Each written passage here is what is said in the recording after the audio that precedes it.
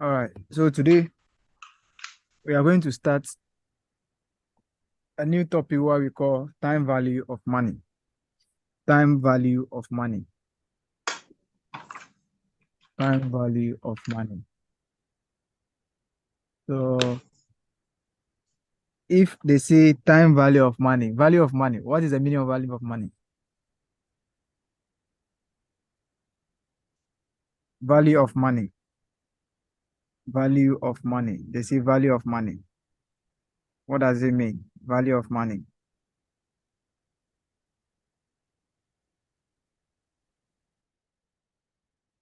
Ibrahim, value of money. What comes to your mind? Value of money.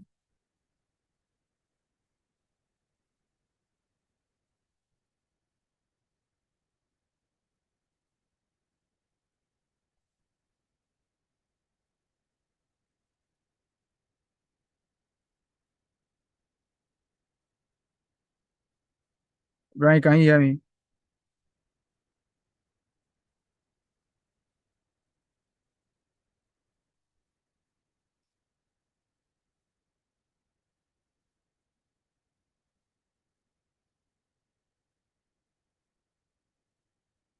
Ibrahim, can you hear me? Jocelyn, can you hear me?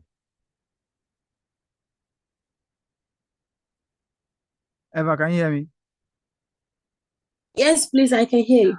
Time value of money. What comes to your mind? Time value of money or value of money. It is a value of money. Value of money. Yeah. Value, value of money.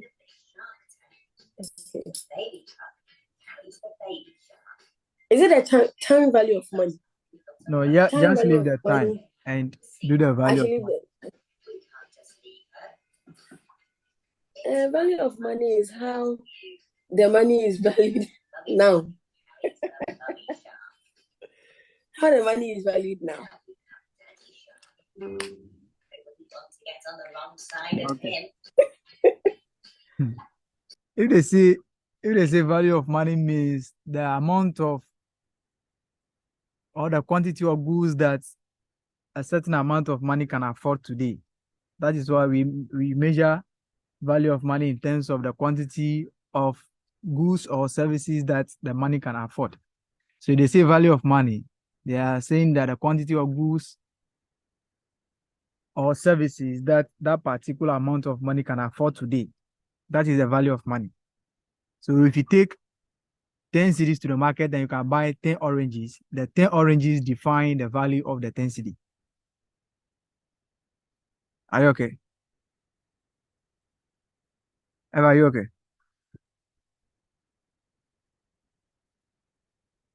It seems like Yes, I am, please. it seems like I Ibrahim am. and Joycelyn they are here, but they can't hear me. So that is Oh, okay. that is the time value of money. So the amount of or the quantity of goods or the quantity of commodities that the money can afford at a particular period of time is what we call the value of money. It's what we call the value of money. But if you add a time value of money, it means that if 10 city can afford 10 bags of orange today, maybe tomorrow that the same 10 city cannot afford the same 10 bags of orange. So we are saying that with time, the value of money will reduce in terms of the quantity of commodity or the quantity of goods that that particular money can afford today. So maybe tomorrow or 2 months time, you send the same 10 city to the market, you won't be able to buy the 10 bags of the oranges again. That is what we are saying the time value of money. So we are saying that with time, the amount or the quantity of goods or commodities that money can afford, if time with time, the same amount of money cannot afford the same quantity of goods again. That's what we call the time value of money. So if one bag of cement is 10 cedi today, it means that maybe in tomorrow or 2 months time or in a week time, the bag of cement will increase. And that 10 cedi cannot afford one bag of cement again. That's why we are saying the time value of money. So with this concept, that is the reason why banks will borrow you money and charge you interest. because they know that if they should have used that money today to buy 1 bag of cement, because they know that if the money given to you, if they should use it today, they can buy 1 bag of cement. By the time that you are going to pay them, that amount of money cannot buy 1 bag of cement again. So they try to factor in what we call the time value of money. The time value of money. The time value of money. So we are saying that the amount of quantity a particular amount of money can buy today, the same amount of money cannot buy the same thing maybe tomorrow or tomorrow next, as a result of the time value of money. As a result of the time value of money. So we are going to look at factors that influence or that account for time value of money. What are some of the factors that you think will bring the issue of time value of money? What are the things that you think that maybe what 1 cedi can buy today, the same 1 cedi cannot buy it tomorrow? What do you think will be the cause of that? What do you think will be the cause of that? Eva, what do you think will be the cause of that? The 1 cedi that you can use to buy one kenkey today, you can't use the same 1 cedi to buy 1 kenkey tomorrow or tomorrow.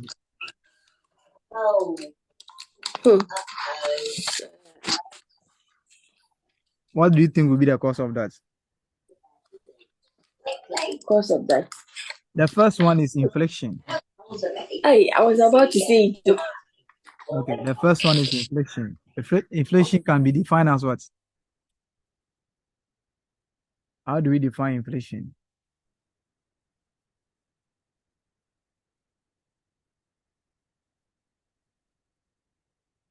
Inflation is the persistent and continuing increase in the general price level of commodities. That is a persistent or the continuous increase in the price of what? Goods or services. So in this economy of Ghana, Ibrahim, do you want to talk? No, please. So you are here all this while, but you are like you are not here. Ayo, it is well. Joined and left the room. I just came back. Oh, sorry. Sorry. I just came back and. But please, you can go on. Sorry. Okay. But I've talked about time value of money, but I said that value of money is the amount of commodity or the quantity of goods or services that a particular amount of money can afford today. That is the value of money. So if you send 10 cedi to the market that you can buy 10 tomatoes, the 10 tomatoes define the value of the 10 cedi. Okay. Yeah. But the idea is that if you should send 10 cedi to the market today and buy 10 tomatoes, maybe tomorrow or tomorrow next, you can send the same 10 cedi over there. You won't be able to buy the 10 tomatoes again. Are you okay? Okay. Yeah, okay. Yeah, that is the idea of the time value of money. The time value of money. So we are saying that with time, value of money will by all means reduce.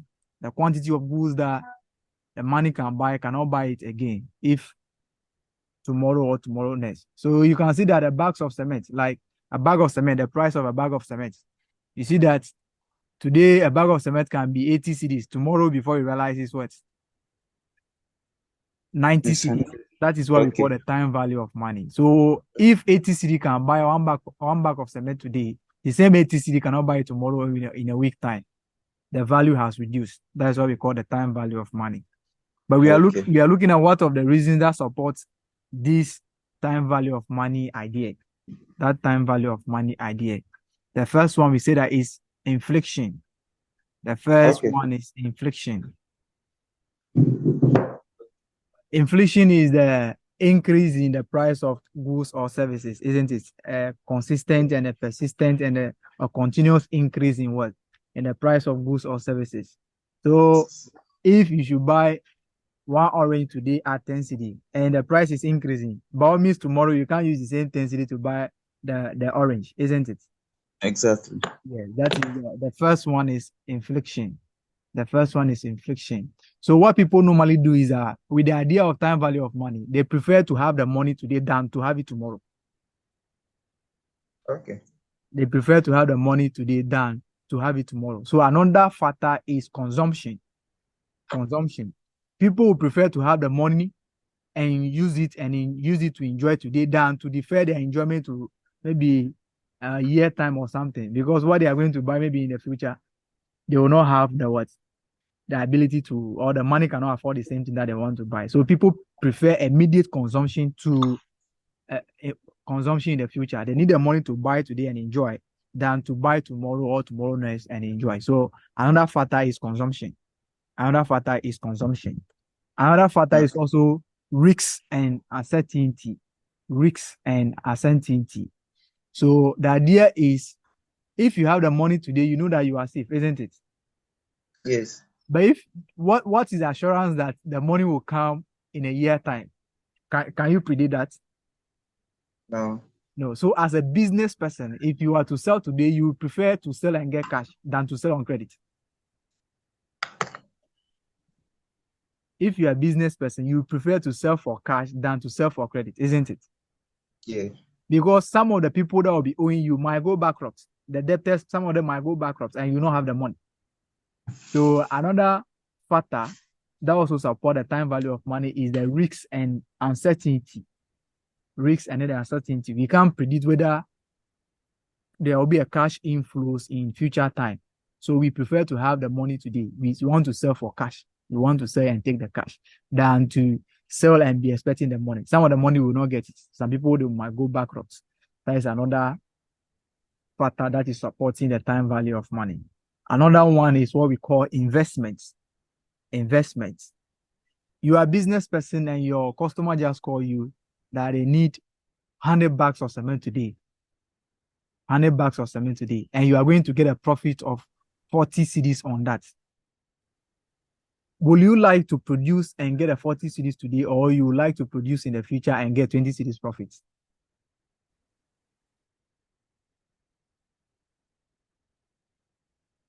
Ibrahim, will you like to produce today and get a 40 cedis profit, or you would like to produce in the future and get 20 cedis profits?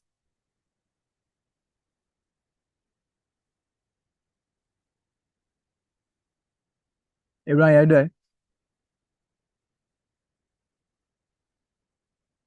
Ibrahim, are you there? Love, how are you?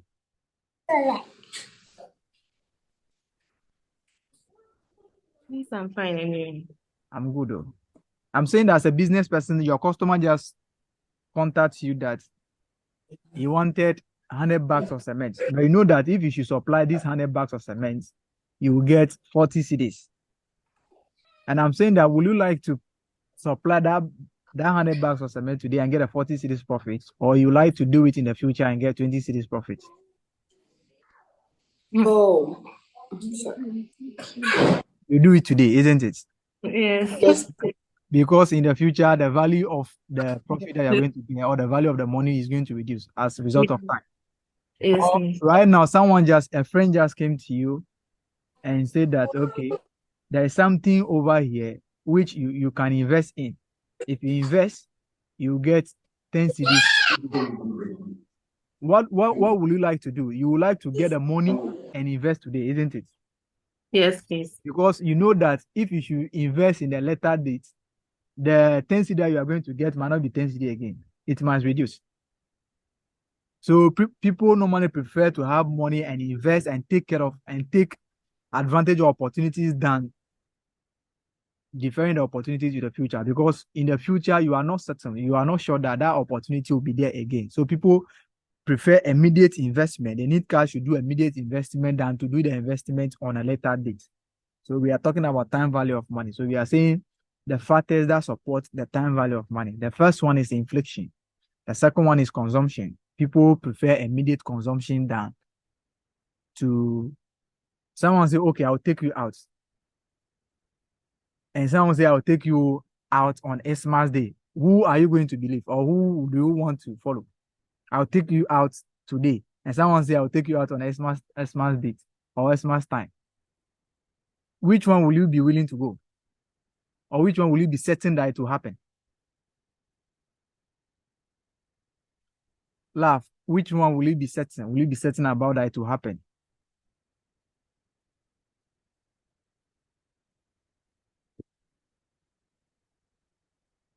get the question.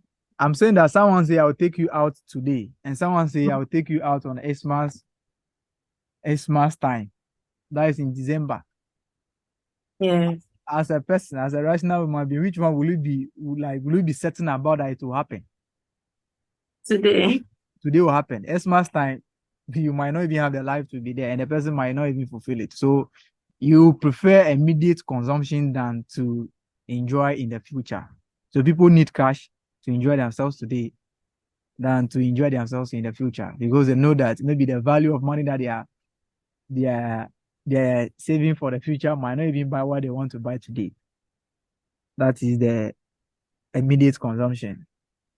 Another one is also risks and uncertainty. Risks and uncertainty. You don't know the future, what the future holds. So you would like to have the money today and do whatever you want to do with it. But in all, the prominent factor or the dominant factor is the inflation. The only factor that causes time value of money is the inflation. The consumption, the immediate consumption, investment, and risk and uncertainty, they are just there as a supporting factor. So the dominant factor is the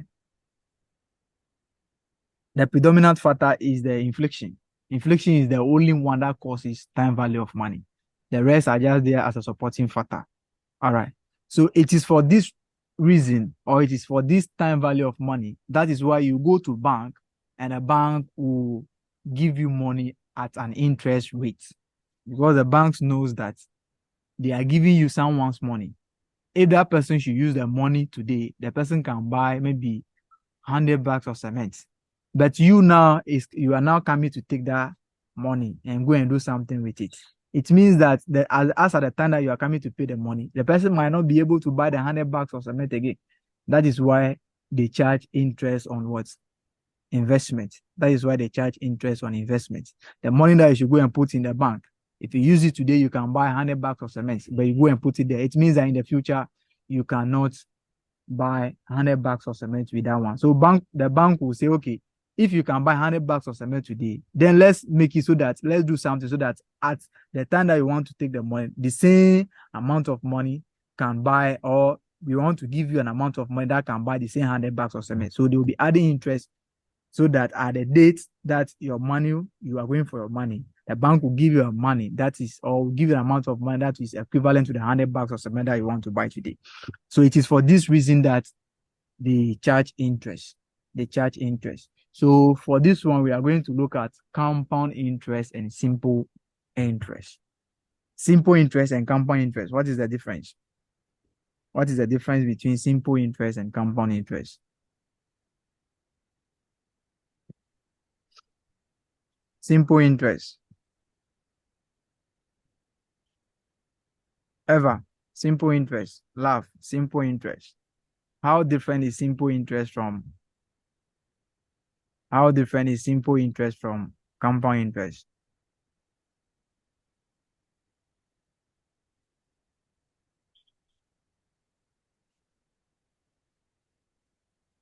Ibrahim, Love, Eva, Jocelyn.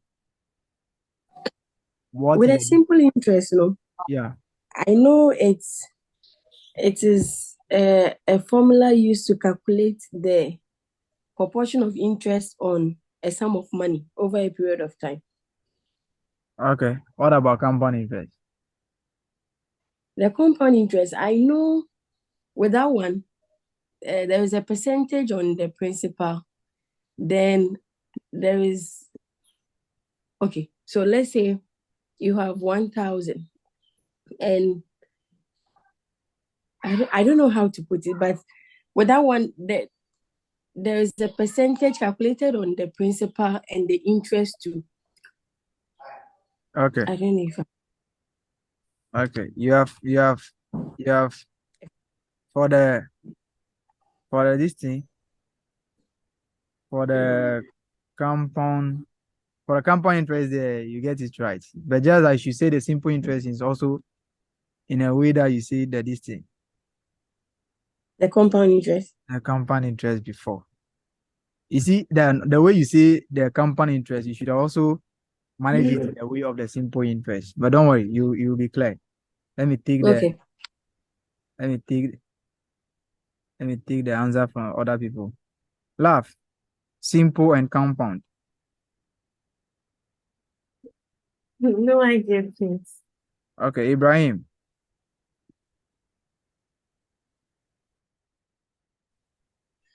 Yeah. Simple interest and compound interest. What is the difference? I think with the simple interest, the interest is calculated only on the principal amount. Okay.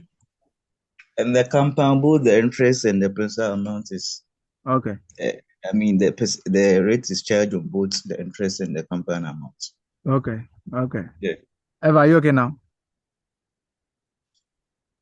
I am. Thank you. Yes, that is what I want. You can see that you have said the one about the compound interest. But yeah, the simple Oh, okay. interest, you didn't put it well. You said that the simple Yes, sir. interest, the interest is charged on both you charge the money Interest that you and the put there, principal. you charge interest on it, and also charge the percentage on the interest that you have earned over the year. But for the simple interest, the interest is only charged on the amount that you borrowed or the amount that you invested, which we call the principal. Yes, sir. Okay. So for the simple interest is charged on only the amount invested or the amount borrowed, which we call the principal. But for the compound interest, the idea is that for the simple interest, the idea is that at the end of the year, you count for your interest. So you are investing only the principal. Or you are giving me only, you are lending only the principal to me. So at the end of every year, you count for the interest. Are you getting it? But for the compound interest, the idea is that you are not coming for the interest and you are lending the interest together with the principal to me. So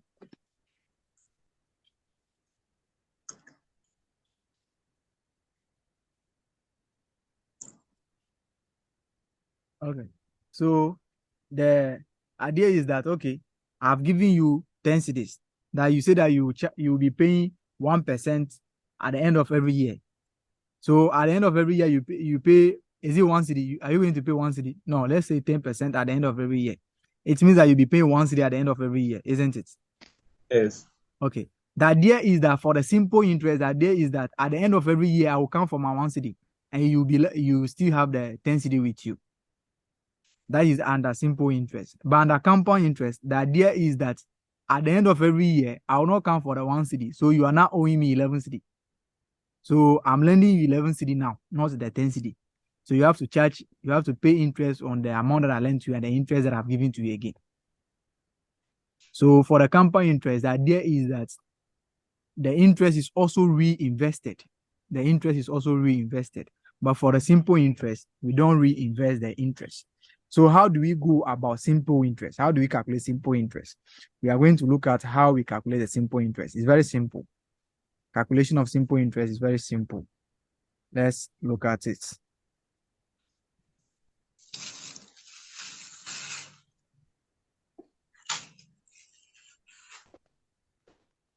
Okay. The calculation of simple interest is very simple. Let's look at it. Let's look at how we calculate a simple interest.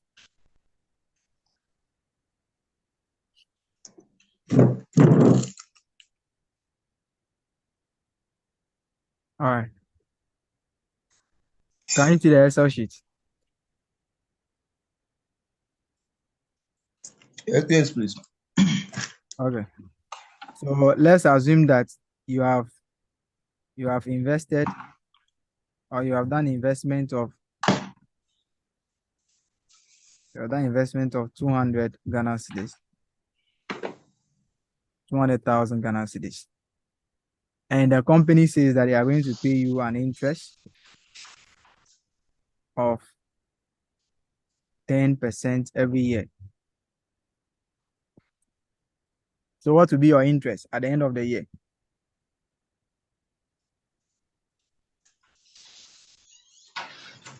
What will be the interest that you are going to earn at the end of the first year?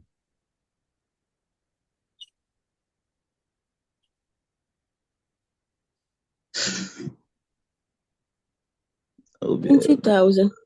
It will be what? 20,000. How do you get the 20,000?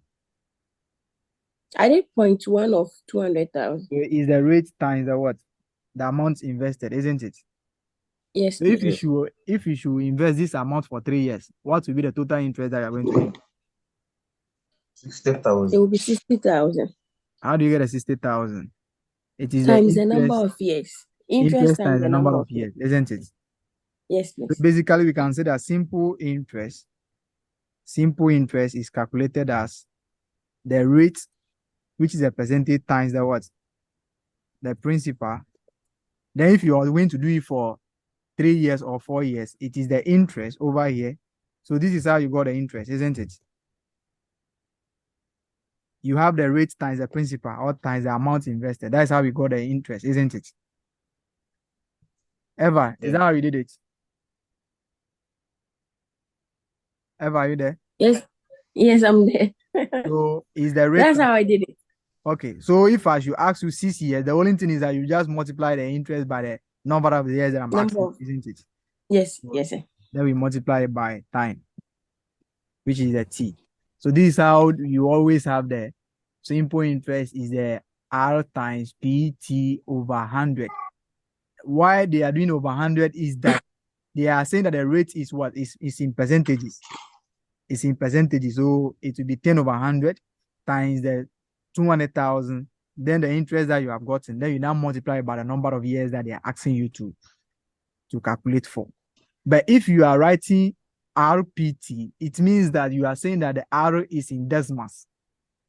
You're not going to do it 10 divided by 100, but you do 0.1. Are you okay? So for us to get a Yes, sir. simple interest for this one, simple interest is equal to 0.1 times 200,000 times the number of years that we are looking for. How many years are we looking for? 3 years. So our simple interest will now be 60,000. That is how we calculate the simple interest. And that is how come they have come with that formula, that formula that they have been saying, PRT over 100. PRT over 100, which is 10 over 100 times the principal, which is 200,000, times the number of years that you are looking for. So you just find the interest for 1 year. Then you multiply by the number of years that they're asking you. So if at the end of the 3 years, what will be the total amount of money that you are going to have in the bank? Amounts. At the end of the 3 years, how much will you be having in the bank? Or how much will the bank pay you at the end of the 3 years? 260,000. They will pay you 260,000. They will pay the initial amount that you invested plus the what? The interest. The interest. So that is Over how 3. that is why we have an amount is equal to principal plus simple interest. So if you put 200,000 in the bank and the bank is paying you 10% interest at the end of every year, it means that at the end of every year you get 20,000. So if the bank decides to pay you at the end of the year, they will pay you your initial investment, which is 200,000 that you put there, and they will pay you the interest too again. So for 3 years, they will pay you the interest for the 3 years together with the amount that you have deposited in the bank. That is how we calculate the amount. So amount is equal to principal plus simple interest. But the ICA examination is not like it has nothing to do with a simple interest. I'm here to see a question on simple interest. I'm here to see a question on a simple interest. We can also have another way of calculating. So, hello, sir. Yeah. So it means the difficult ones are brought in the exam, sir. Yes, the questions are always on compound interest and annuities, or sometimes seeking fund or loan amortization. So our focus will be on those ones. Okay. But anything can happen. That's why we are taking our time to do a simple interest. The focus is always on compound what? Interest. The focus is always on the compound interest. Are we there? Yes, please. All right. We can also calculate amounts for 1 year by doing this. At the end of the first year, the amount that you deposited over there will increase by 10%, isn't it? Yes. The 200,000 you have over there, at the end of the year, it will increase by how much? 10%, isn't it? Yes. That is a mini. So if the initial amount is 100%, you still have the 100% there. And they are saying that at the end of the year, this amount will increase by 10%. So it means that at the end of the year, what will be the percentage of the investment that you are going to have there? 110. 110, isn't it? All right. So another way of finding the investment is for the first year is to multiply the initial investment by 1.1. Do that and see whether you are going to get 220,000.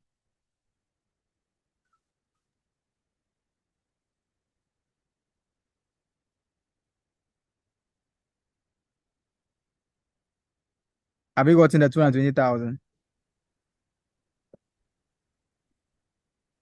Did someone get a 220,000 ever?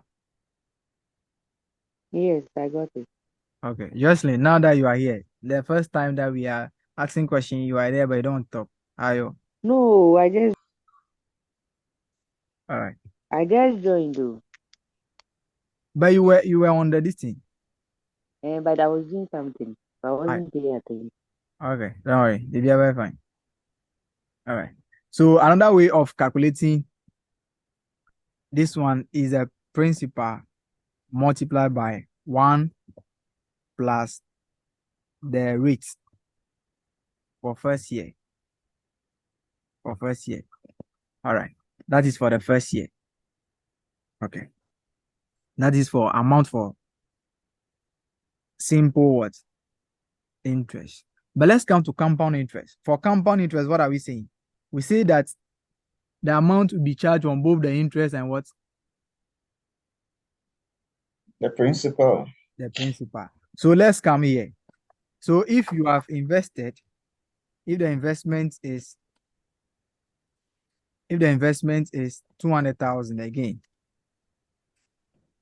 and you are earning an interest of 10% at the end of every year, this is the interest rate.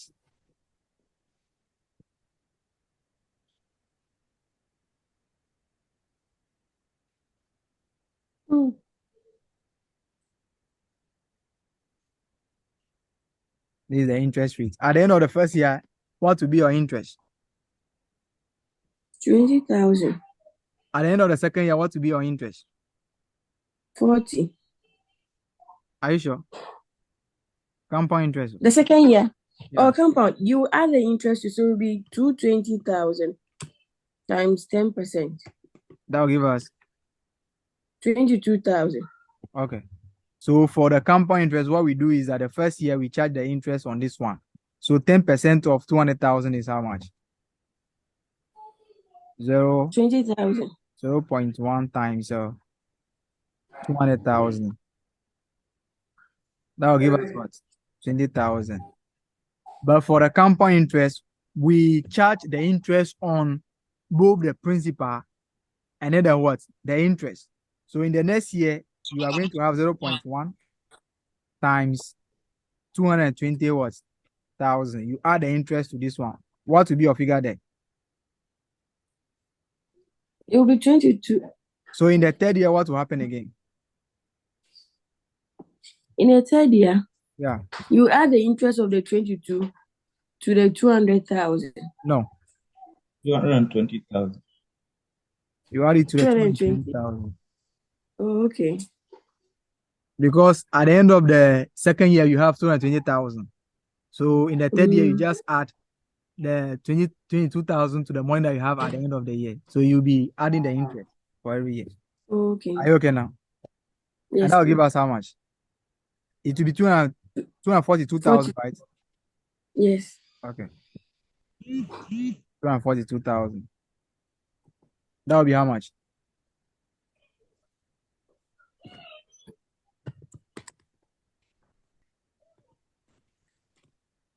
Uh, 24,200. 24. 200,000. 200,000. 24,200. Okay. So what will be your total interest at the end of the third year?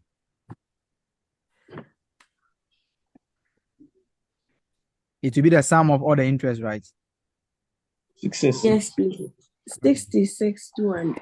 66,200. So at the end of the year, what will be your amount?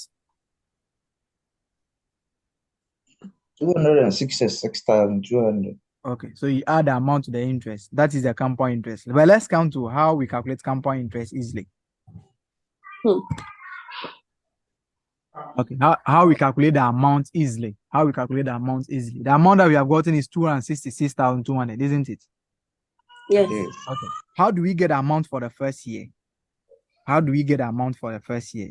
The amount for the first year, we all agree that is the same as the principal times 1 plus the rate, isn't it? Yes. 1 plus the rate. So if you do it for the first year, what will be the amount for the first year? It is equal to amount is equal to the principal is what? 200,000. Multiplied by 1 plus the rate. The rate is 10%, which is 0.1, isn't it? Yes. So 1.1. Okay. So that will give us 220,000, isn't it? Yes. Okay. But for us to know the amount for the next year, what do we do again? We multiply by the 1.1 again, isn't it? Yes. You get amount for that. So for you to get amount for the next year, multiply this by 1.1 and see what we are going to get. 1.1. How much are you getting? 242. 242. Did you get a 242? At the end Yes, of the please, we second did. year, you get 242, isn't it? For you to Yes, get sir. amount for the next year, you still have to multiply this one also by 242 by what? 1.1. Multiply it and see. 266, 200. 266. 200. So you can see that at the end of the year, the total amount that we have gotten is 266 what? 200. Is that not the amount that we have gotten at the end of the third year? Yes. Okay. Yes. So the easiest way of calculating simple interest is that for you to calculate the amount is equal to principal multiplied by 1 plus the what? 1 plus the rate, right?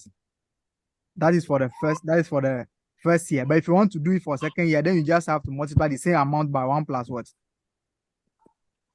R again. If you want to do it for 3 years, then you multiply by 1 plus R. You can see that it's the same thing that we have done for all the 3 years and get a 262, isn't it? Yes. Yes, sir. But what can you see here? You can see that 1 plus 1 is multiplying itself how many times? 3 Yes, times. sir. 3 times. So what we can do is that we can just say for you to get the amount for the number of years or for 3 years, it is the same as A, interest is equal to principal multiplied by 1 plus 1 or exponent what? 3. Exponent 3 because it's multiplying itself 3 times. So it will be 1 plus 1 or exponent 3. 1 plus 1 or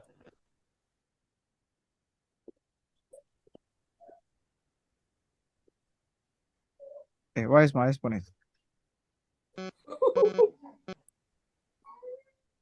Or exponent 3. We all know that it's all exponent 3. I don't want to suffer.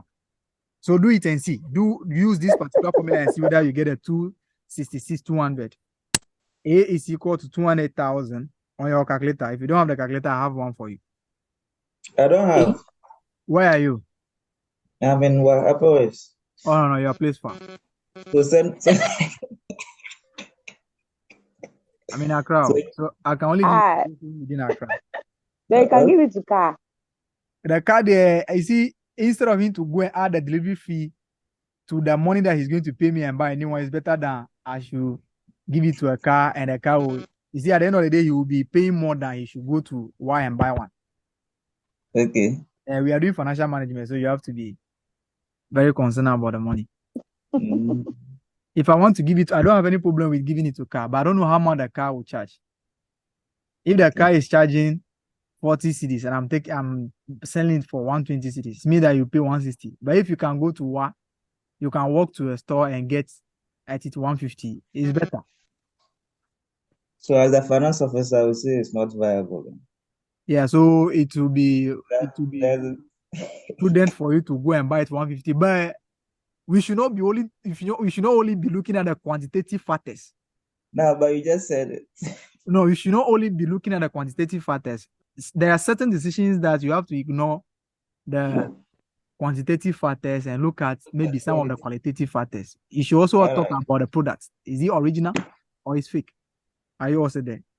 So sometimes that is one of the limitations of ratio analysis. You don't consider why the company is profitable. Maybe they have skilled employees, but those things will not reflect in the figure.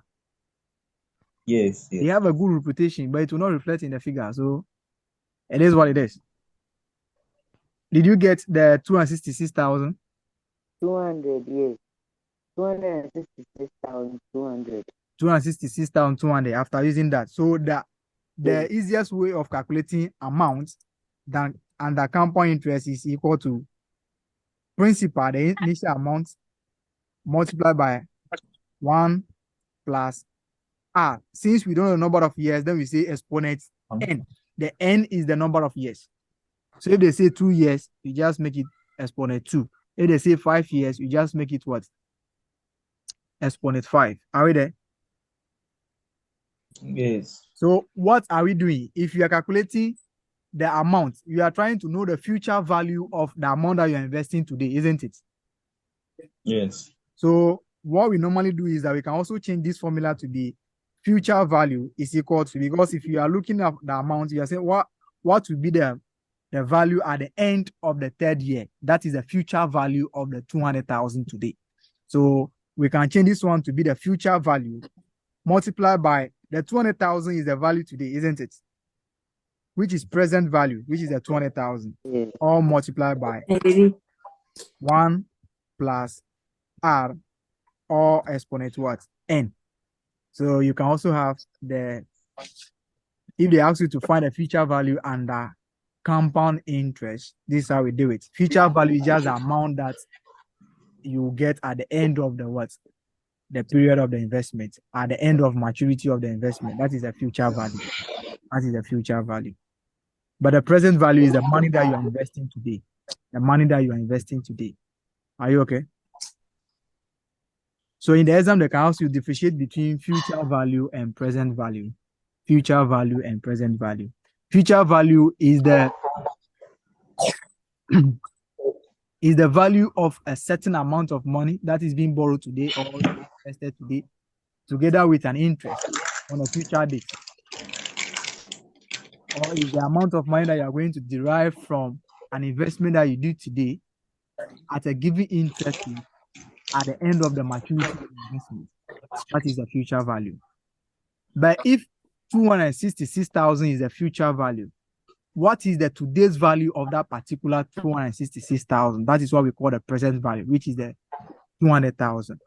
So future value, present value is just the today's value of an amount that you are going to receive in the future. That is the present value.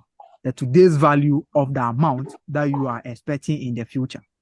That is the present value. So the money that you are expecting to get in the future, what is the today's value? What can you get for today? What is the amount for today? If you should get it today, how much are you going to get? That is the present value. But the future value is the value of today's money that you are expecting to receive in the future. Together with, normally we do it with interest. They're going to give you interest. That is a future value. So this is how we calculate future value. Let's take one example. Then we look at the future value. Then we come back to how to find present values. Are we okay? Okay. This one. This one. Okay. Let's come to this one. Let's solve the first one before I'll come and say something about you investing the money twice in a year, every quarter, and those kind of things. Don't worry. Suppose you deposited 100,000 in a fixed deposit account for 10 years for a building project. How much will you receive at an interest of 18% if interest is compounding? So how much are you going to receive at the end of the 10 years? How much are you going to receive at the end of the 10 years? If you invest, you are investing what? 100,000 at an interest rate of what? 18%. How much are you going to receive at the end of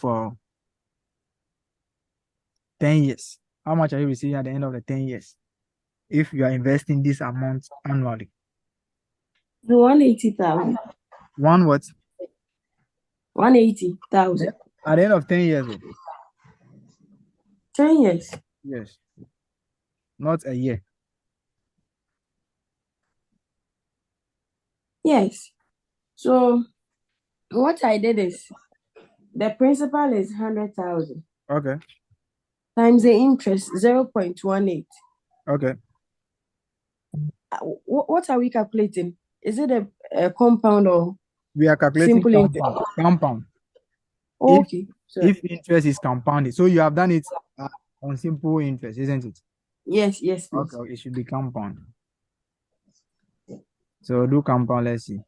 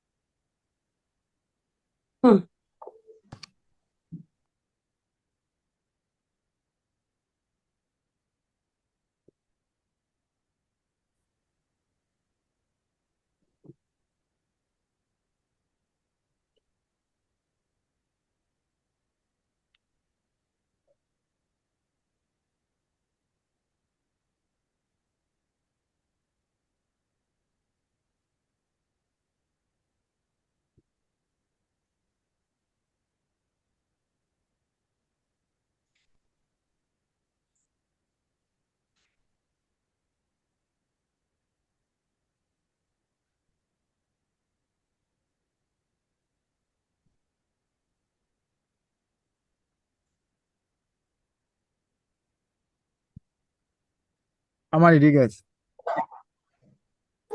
I had 523,380. You have 500 what? 23,384. 500. We are talking about amount, not interest. Ah.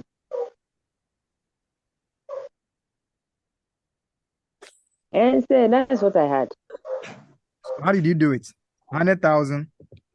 100,000 brackets open 1 plus 0.18 raised to the power 10. It's not 0.1, 0.18. 1 plus 0.18.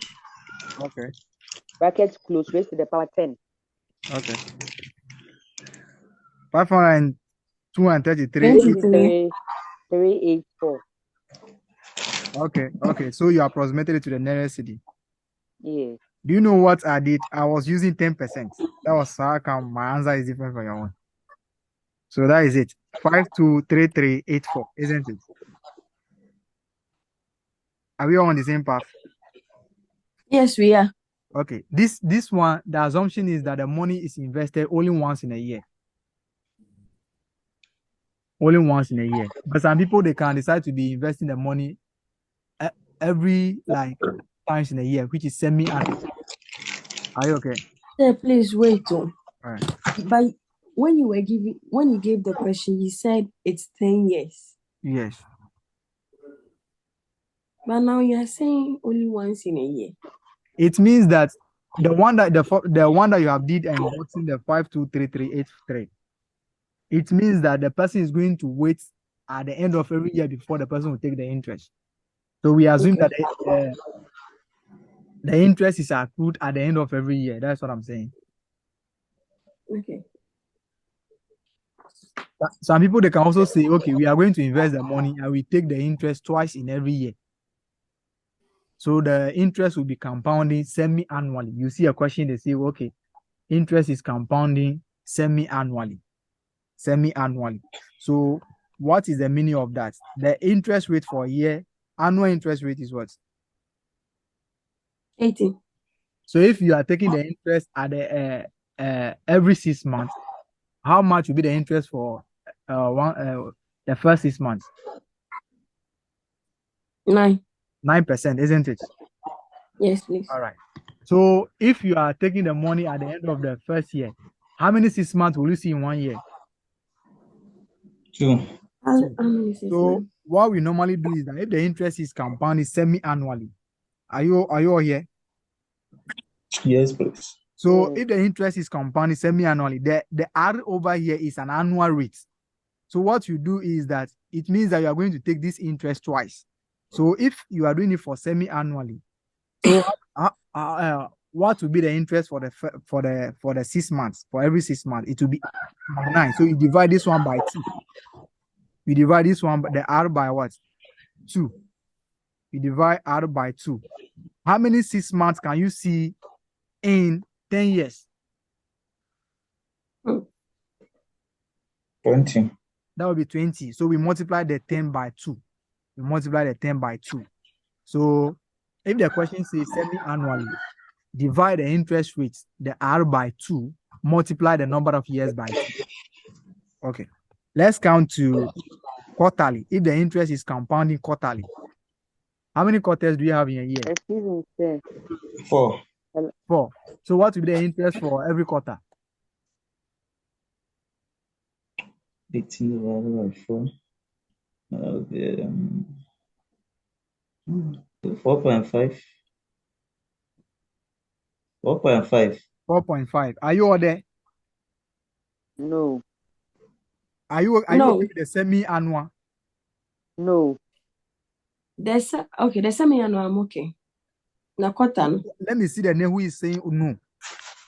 Sir, it's me. Joycelyn. Yes, I wanted to ask you the first one that we did for the semi-annual. I was saying that after dividing, if let's say it's for like semi-annual, you said we'll divide the R by 2. 2, right? Then we Yes. multiply it by 2. We multiply the rates by the number of years by 2. It means that every year you see how many semi-annual are in every year. 2. Okay. Then 2 years will be 4, isn't it? Yes. 3 years will be 6, isn't it?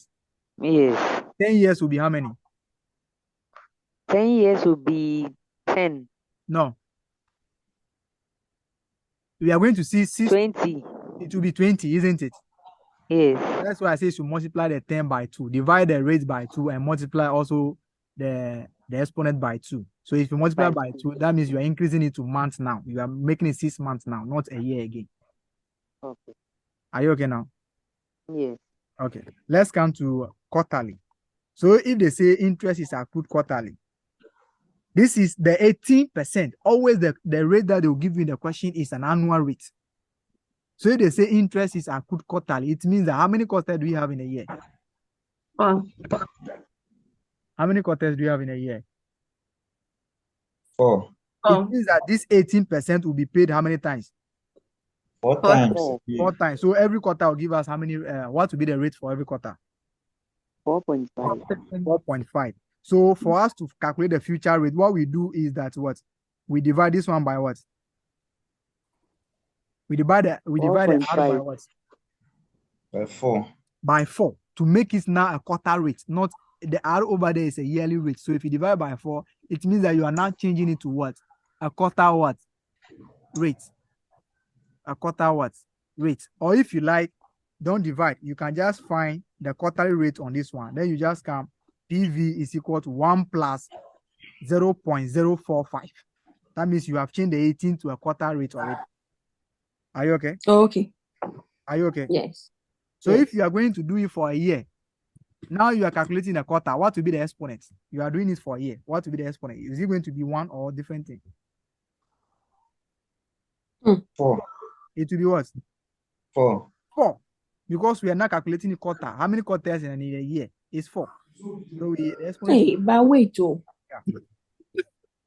Sir, but I thought that the N is supposed to be the number of years. Then Times. it will be number of years when you are using annually rates. Annual. Okay. But if you are using a quarter rate, then the N now will now be the number of quarters that you are doing this for. Okay. Are you okay? Yes, sir.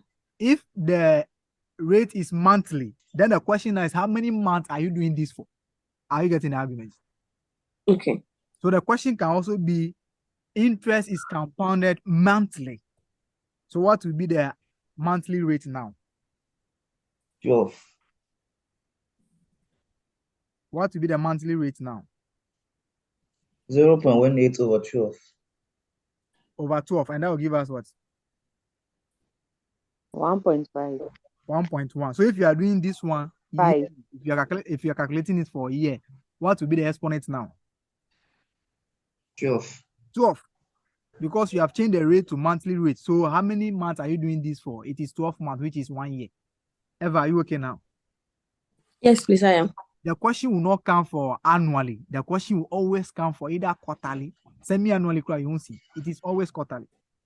So if this is a formula, this is a formula, this is a formula.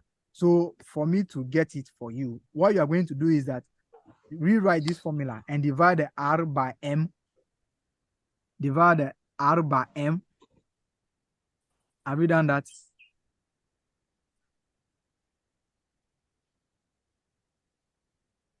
Have you done that? Yes. Multiply the N by M, exponent by M. Okay, the M is the number of times that the interest is being compounded. So if it is quarterly, the M is 4. Then you just divide the R by 4 and multiply the number of years, or the N by what? 4. If it is monthly, you divide the R by 12, multiply the number of years by 12. If it is semi-annually, divide the R, which is the M now is 2, divide the R by 2, multiply the number of years by 2. Are you okay? So, but the exponent, that's the N. Yeah. So does it mean that the figure that we are multiplying it by, if it is maybe 2, 4, or 12, then that means that the N, would there be a figure for the N when we are calculating, or it will just be the figure for the number that we are multiplying the N with? No, they will give you the number of years that they are asking you for you to do this before they will say quarterly or semi-annually. Okay, so that figure will be the N, Yeah, it then will be times the N. the. So the Okay. N is the number of years, but since you are doing it quarterly now, then you have to change the exponent to quarterly. So the N times the M now becomes the number of quarters that this interest will be compounded before you get your money. Okay. Are you okay? Yes, please. All right. Thank you. So, so the N is just the number of times the compounding is done. The M or the N. Mm-hmm. The N. The N, which is nil. N for nil. Yeah, yes. The N is the maturity date for the number of period that you are going to invest the money. So assuming it's 20 years. Assuming it's 20 But, years. but the compounding is done annually. Quarterly. If it is quarterly, it means that 1 year we are going to get 4 quarters in 1 year, isn't it? Yes. So how many quarters are you going to get in 20 years? We multiply by 4. 20 by 4. So 80 quarters. Yes, that will give you 80 quarters. So that will be my N. That will be by the M, which is the N is the 20. The N is the 20 now, which is the number of years. But if they are saying the interest will be compounded quarterly, then you introduce the M, which is the 4 now. M. Yeah, M. I didn't hear that one. Okay, M for Meg. Example. Let's do example. We do Yeah, the we should divide the R. Sorry, we should divide the R by M. M for Meg. M for man. M for Meg. And multiply the N with the M. Yeah. Okay. 20 years, 20 times the 80. Yes. Yeah, okay. So that means you are changing the years now to quarters. Okay. So sorry. All right. We solve the example. Don't worry. The question is always on quarterly. Let's solve the first example now. Suppose you deposited 100,000 in a fixed deposit account for 10 years for a building project. How much will you receive at an interest of 18% if interest is compounding? We have done the annually already, isn't it? Yes. Have we? So can you please do it again? Is it? Have we done? Someone said what? Can you please do the annually again? We should do the annually again. Who is that?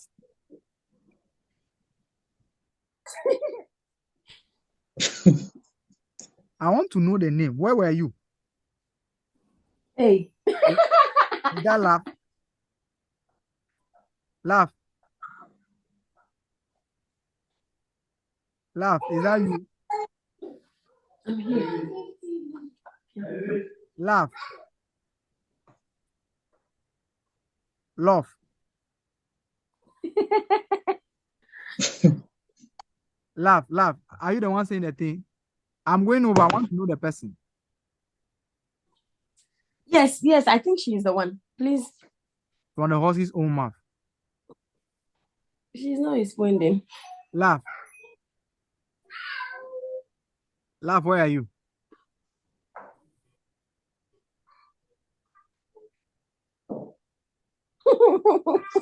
Love is one. We're not talking about laugh. The one That's that. right. I think my microphone was muted. I didn't know. I was responding. You made me to say love is fake. Oh no. Wait. I know I was responding. So I'm you are the my one who you should go laptop over today, again. Yes, So you are okay with how we generate the formula and those things, just the calculation. I'm okay with that one. Just the calculation. Okay. I didn't get the amount you had. Okay, don't worry. I will do it for you again. So the interest rate is what? The amount that we are investing today, which is the 18%. present value, is what? 100,000. 100,000. The rate is what? 18%. The future value we don't know. Yes. Which they're asking us to find in what? 10 years time, isn't it? Yes, miss. So the future value is equal to present value, which is the what? 100,000, isn't it?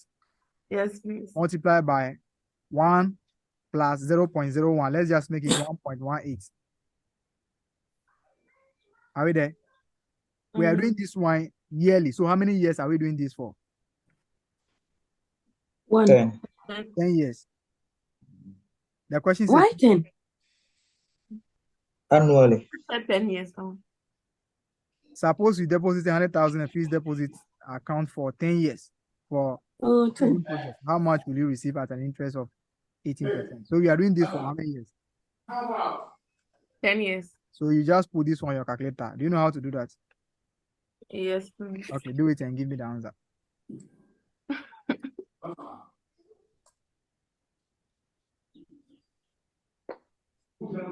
FM is purely muscle. And this time value of money, your ability to score the 10 marks is your ability to understand what they're asking you. It will not come like the way the other calculation questions will come easy like that. So don't worry. We look It won't come easy. Yes. For you to score the 10 marks is your ability to understand what they are saying. So don't worry. But please, is it easy to pass at the first attempt? The FM. Yes. I had 69 for FM with self-study, so it's easy. With what? Self-studying. I see. I use only ACCA videos, Open Tuition. Wow. So it's easy. But if you are me, I'm good at mathematics, so I can say it's easy for me. Yo. So I'm having 523,383. Is it correct? Okay. 500 and what? 23,000. 523,000. 383. 384. Okay. This is the amount. But if they ask you the interest, how are you going to find the interest now? Divided by 10. Oh. No. Hey. This is the amount that you are going to get. How much are you investing? I'm investing 100,000. And you are getting how much? 523, 384. It means that 100,000 has increased by how much? By 423, 384. That is the interest. Did you invest the 423,384? No. It means that is the money that the 100,000 has accumulated. So the interest is equal to future value minus what? Present value. Are you okay? Yes. All right. Let's count to semi-annually. Semi-annually, it means that you are going to receive. Hey, wait. Sir, please. You said the interest is equal to the future value minus The present value. Present. You deposited 100,000 and you're now getting 523,000. The money Okay. has increased by how much? 423,384. Did you add that money to Oh. Mm, Eva? Did you I add that understand. money to the account yourself before you are getting that? No, please. Okay, so that is the interest. Are you okay? Yes, sir. All right. So if you are doing semi-annually, it means that you are going to receive the interest how many times in a year? Twice. Twice. Twice. Twice, isn't it? So if you are going to receive it twice, that means you receive it for first 6 months, then you receive it for the last 6 months, isn't it? Yes. But the interest rate is now what? 18. So 6 months rate will be what? 9. 6 months rate will be what? 9. 9. So you have 100,000 multiplied by 1.09, right? Yes. How many years are you doing this? 10. So how many times will you receive the interest for in 10 years? 20. Every year is 2 times. So 10 years will Yes. be what? 20, isn't it? Is it 20? Yes, 20. Yes, sir. Okay. So that's why I said that you should just quote the first formula, then you just divide 1 plus 18 over 2. Then you just multiply the 10 by 2. Are you okay now? That's Yes. So what will be the value? 560,441. 56. 560,441. 5 what? 560. 560,441. 441, like this, isn't it? Yes. So what is the interest? What will not be the interest? 460,441. Okay, let's count to quarterly. Quarterly? No one is saying so. Is it me? Sir, please, can I come in? Are you come what? Can I ask a question? I want you to repeat what you said first. Sorry, I said, can I come Can you come in? Come in where? Do you know where I am? in? Okay, come in. Knock once and come Okay. in. Please, see, the question said 10 years. Okay. So the N was 10. Okay. And now it's saying semi-annually. Yeah. Okay, I get it. Okay, fine. Are you okay? I'm fine. Okay. Since you say you want to come in, you are allowed. Okay, so okay. Now you can go out. Please, So the door is open. let's continue. All right. So this is quarterly, isn't it? Yes, please. So what will be the quarterly rate? For 18% for a year. So every quarter will be what? 4.5. 4.5. So it will be 1 plus 0.045, 045. right? Yes. Let me just 0045. make it 1.045, isn't it? So we are investing this money for 10 years. 40 years. 10 years, right? Yes. And every year, how many quarters are in every year? 4. 2 years, how many quarter? 8. 3 years, how many quarter? 12. So 20 years, how many quarters are we going to have? 10 years, how many quarters are we going to have? 100. 40. 40. 40 quarters. So you just multiply by it. You just exponent 40 quarters. Laugh, are you okay with this one? Yes. It means that as soon as you have changed the rate to 0.45, it means that you are now Is it- doing it on quarterly. Excuse me. Yeah. Excuse. Is it 0.0045 or 0.45? I'm The coming. quarterly rate. 0.045. 0.045. I'm coming. Let me use my 0.045. calculator. I did the same thing. I added it to the 1 already. If you add a 0.045 to 1, you get 1.045. Okay. So 0.18 divided by 4 is 0.045. Plus 1. Yeah, okay. Are you okay I now? just want the quarterly rate. Okay, it's Which is 0.0. 0.18 divided by 4. 0.045. Yes. Then you add it to Okay. 1. Okay. All right. So as soon as you change the rate to monthly, you are now doing the future value on monthly basis. But if you are still using the annual rate, then you are doing it for on annually what basis. Get this one. If you're using the 18, it means that you are doing this one on yearly basis. So the exponent will be the number of years now. But if you change it to semi-annually, it means that you're calculating the interest for every 6 months. So you ask yourself, how many 6 months are there in 2 years? It is 4. Then you now change the exponent to 4. Are you okay? Okay. Eva, are you okay now? Yes, please, I am. Okay. Okay, so we are okay with the quarterly two. Let's come to another Now situation. the quarterly, no. Say, Yeah. please, the quarterly, what did we get? I got 581. 636. 636. Okay. 581 636. 63 what? 6. 6. Okay. We are going to look at how to calculate. You'll be given a future value. They'll ask you to calculate the present value. But what we are doing right now is that we are calculating future value with present value. Are you okay? Yes. All right. But let's look at a situation where this one, we are assuming that the interest rate is fixed over the number of period, isn't it? Yes. Okay. There can be a question where they will say the interest rate will be 18% for the first 3 years. And for the next 4 years, the interest rate will be 20%. And the last year, it will be 15%. You are going to invest this amount of money for 10 years. So the first 3 years is 18%. The next 4 years will be 20%. And the last 3 years will be what? Will be 3 years. You have 2 ways of doing this.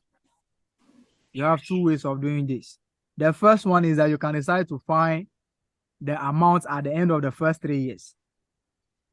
Are you okay? Yes. Okay. Okay, you can decide to find the amount at the end of the first 3 years by using the 18%. After that, you invest that amount for additional 4 years at the rate of what? 20%. So you now calculate another 4 years using 20% on the amount that you have gotten at the end of the 3rd year. Then you do it for 4 years. Then the amount that you have gotten over there, you now invest it for 3 years at 15%. You can do it like that.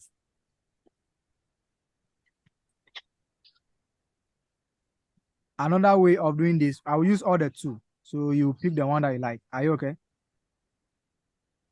So let's use the one that I just said. We are doing it yearly. So it will be 100,000 into bracket 1 plus what? 1 plus what? R. R, which is The rate. 0.18. 0.18. How many years are we doing this? 3. 3 years. 3 years. So let's do the first 3 years. How much are we getting?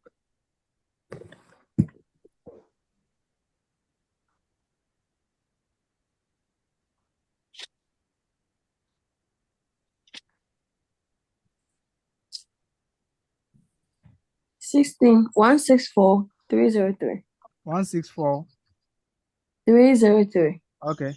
So what will happen? This money will be invested for additional what? 4 years. 4 years. So 16 for 303 will be invested for how many years? 4 years at an interest rate of what? 20%. So 0.20. How many years? 4 years. So what will be the answer? 340. 699. 340,699. Yes. And this amount will be invested for For 3 years. 3 years at a rate of what? 15. Okay. Are you getting what I'm doing? 1 plus 0.15 For how many years? For 3. 3 years. 3 years. So what will be our answer at the end? 518. 518. 8. Mm-hmm. 160. Okay, 161 because there is a 0.7 there. Okay. Are you okay with this one? Are we okay with this approach?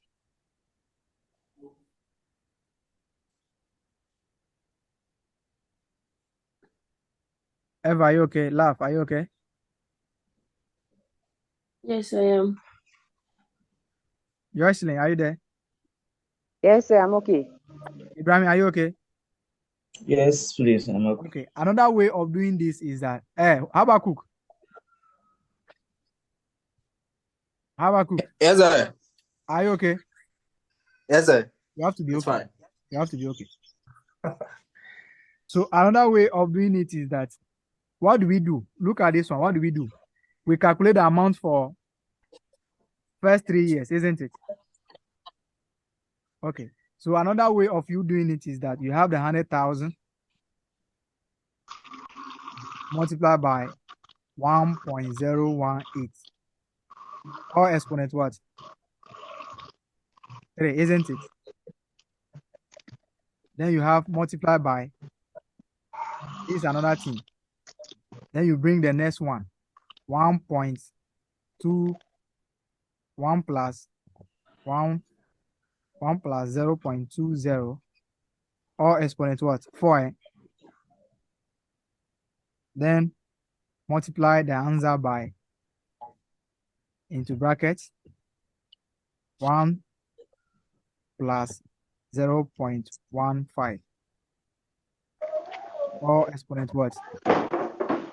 So instead of you doing 1, you just do all at once. Because you can see that this is the first one that we did, isn't it? The 100,000 multiplied by this one is the first one that we did, isn't it? Yes. After that, then we multiply by this one for how many years? 4 years, isn't it? Yeah. After getting that answer, then we multiply by this one again. So instead of you doing it one by one, just put the formula like this and put all of them together. Do it and see whether you are going to get the same answer or you get something closer. So you have 100,000 into brackets 1 point. Okay, this will be plus. This will be plus 1.18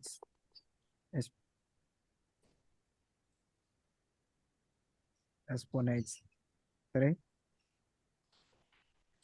under brackets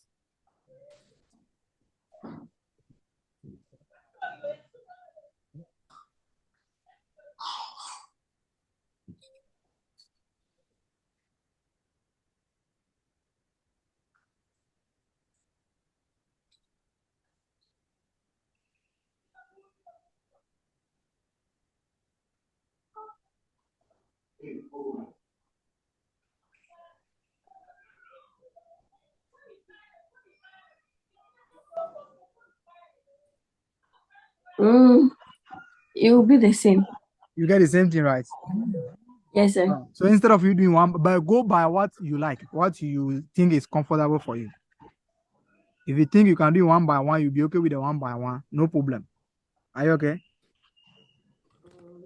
Are you okay there? Okay. If this interest should be compounded semi-annually, what will happen? Then you see that 18 now, the 0.18 will now be what? 9. 0.09, right? 0. Yes. Okay. Then the 3 will now be what? 6. It will be 6. 3 will be 6. Then for this one, to what will happen to the 20 here? It will now be what? 0.10. Okay. And the 4 will now be what? 8. 8. Are you okay? Yes. That is semi-annually. The 15 will now be what? You divide by 2, isn't it? 0.075. Okay. And the 3 will now be what? 6. 6. Then you do it. So if you come here too, it will be the same thing for this one too. So if you want to do it on overall, this will be 0.09, and this will now be 6. This will be 0.10. This will now be 8. This will be 0.075, and this will now be 6. Are you okay? If it is quarterly to the same thing, you find the quarter rate, then you use it to multiply the years. Are you okay? All right. We are going to pick a question on that so that nobody will say that I've just spoken about it and I didn't do anything. Okay. Let's try and see whether we can pick question on it.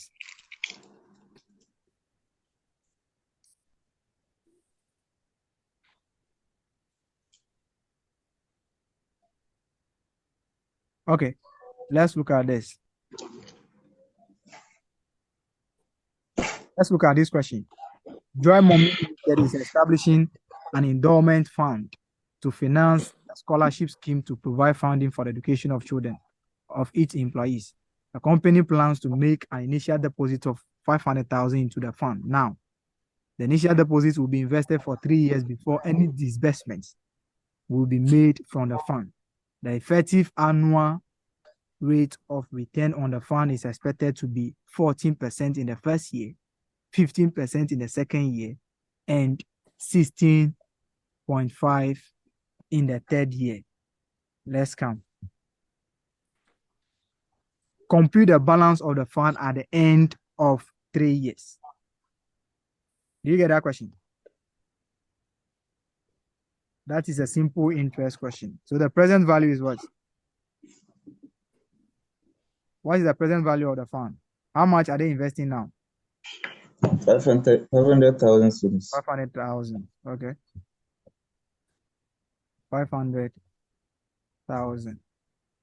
And the interest rate for we are going to have the interest rate for each year. The first year is what? 14%.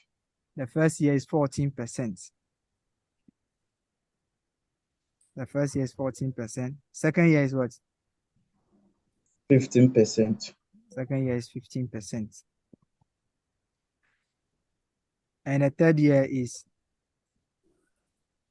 I didn't get that one. 16. The third year is 16.5. 16.5 what? Okay. And this amount will be invested for how many years? 3 years. So the first year you invest it for 14%. So let's do it like the way we did the first one and the second one. So future value will now be 500,000 multiplied by 1 plus 0.14. 0.14. For how many years? 1. 1. So you have exponent 1. What will be the answer?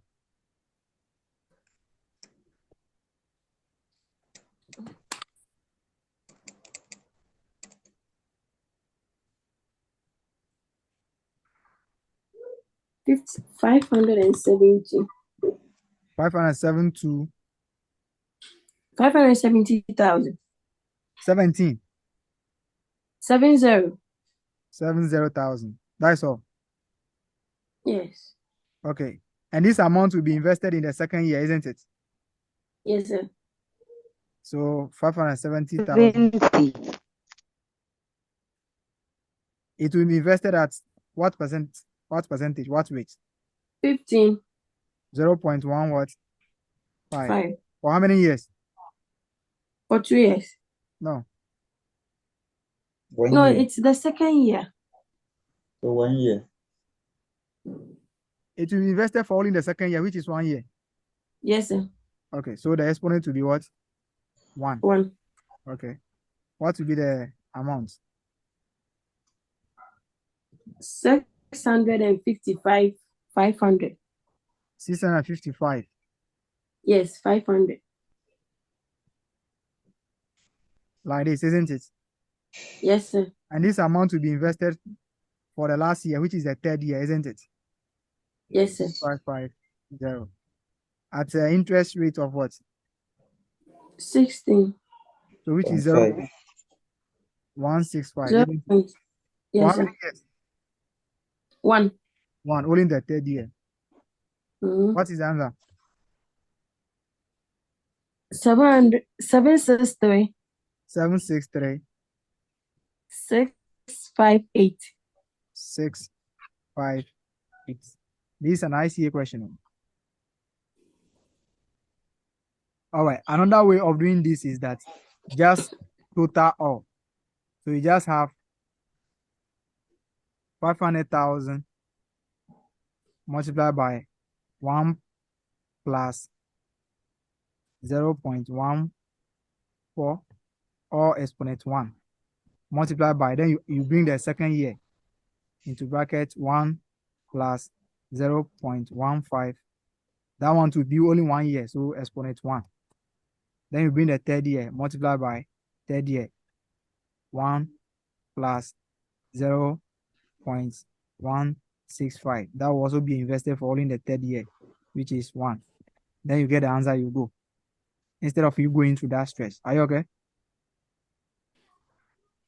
Mm. It Okay. is stressful, Mom, but if you don't take care, you can. That is why I said that understanding of the question is also another part of the time value of money question.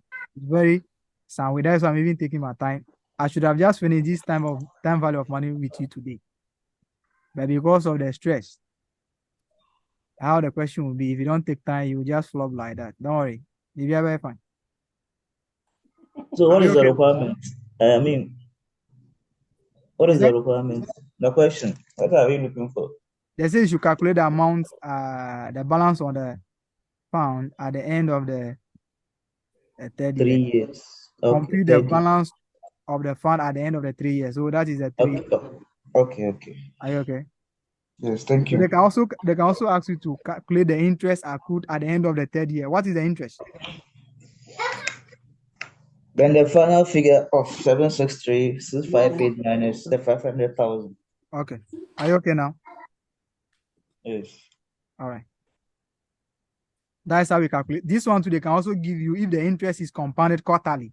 So what will happen? If the interest is compounded quarterly, what will happen to these ones? So If the first year will be 0.14 divided by 4. 4, that will give us how much? Yes.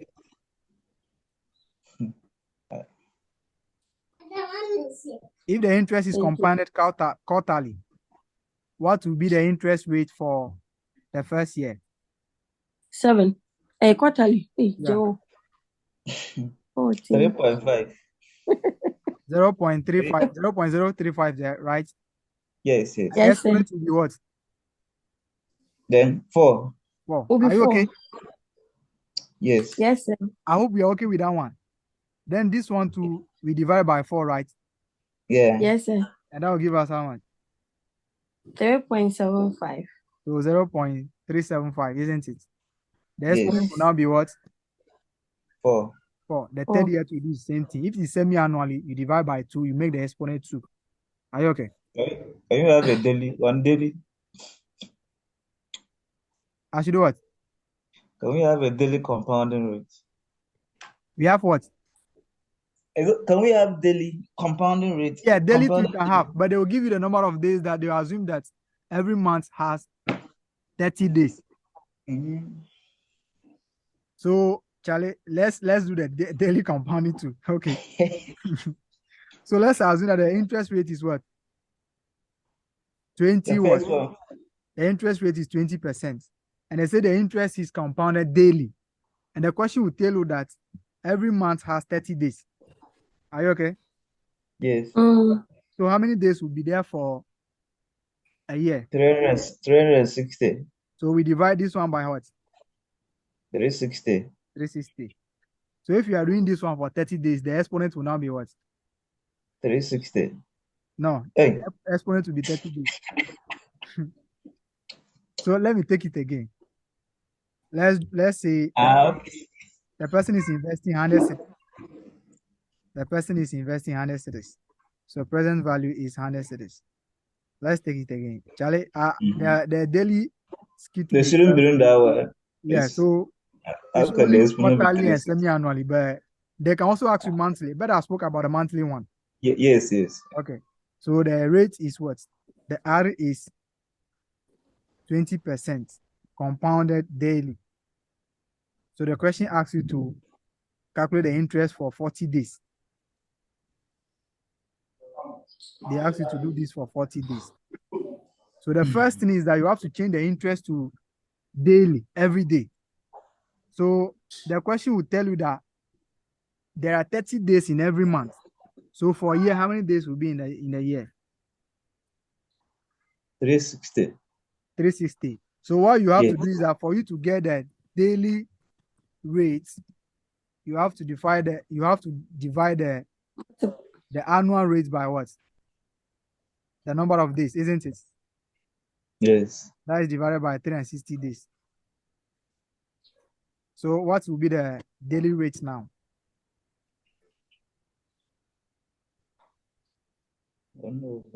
Daily rate is what? 0. I'm confused. Is 0.18 or 0.018? Who is Sir, it's me. Okay, we are saying that the question, we have done monthly, we have done quarterly, we have done annually, we have done yearly, isn't it? Yes, please. And someone is asking that if the question asks you to count, the interest is compounded daily, how do we go about it? And I'm saying that someone invested 100 cedis and they say interest is compounded daily and they give you the interest rate of what? 20%. And they say the person is going to invest this amount of money for 40 days. Are you okay? So the 20% is for how many days? Which is annually? 40 days. No. Annual. 360. The question will tell you that every month has 30 days. So for you to Okay. get the number of days that we have in a year, we multiply by 12. Are you okay? Yes, sir. So we are going to have 360 days. So the interest rate, which is 20%, which is annually, it means that is 360 days, isn't it? Yeah. Okay. The interest is for 360 days. For you to get the daily rate, then you divide this one by the 360 days. By the way, divide by 4 to get a quarter. So let me make it to be 36%. Let me make it to be 36% so that we can get an absolute figure. Percent. So if you divide, what are you getting? So it will be 36, rather. 36 over 360 days. That we want to get a daily rate. It will be 10%.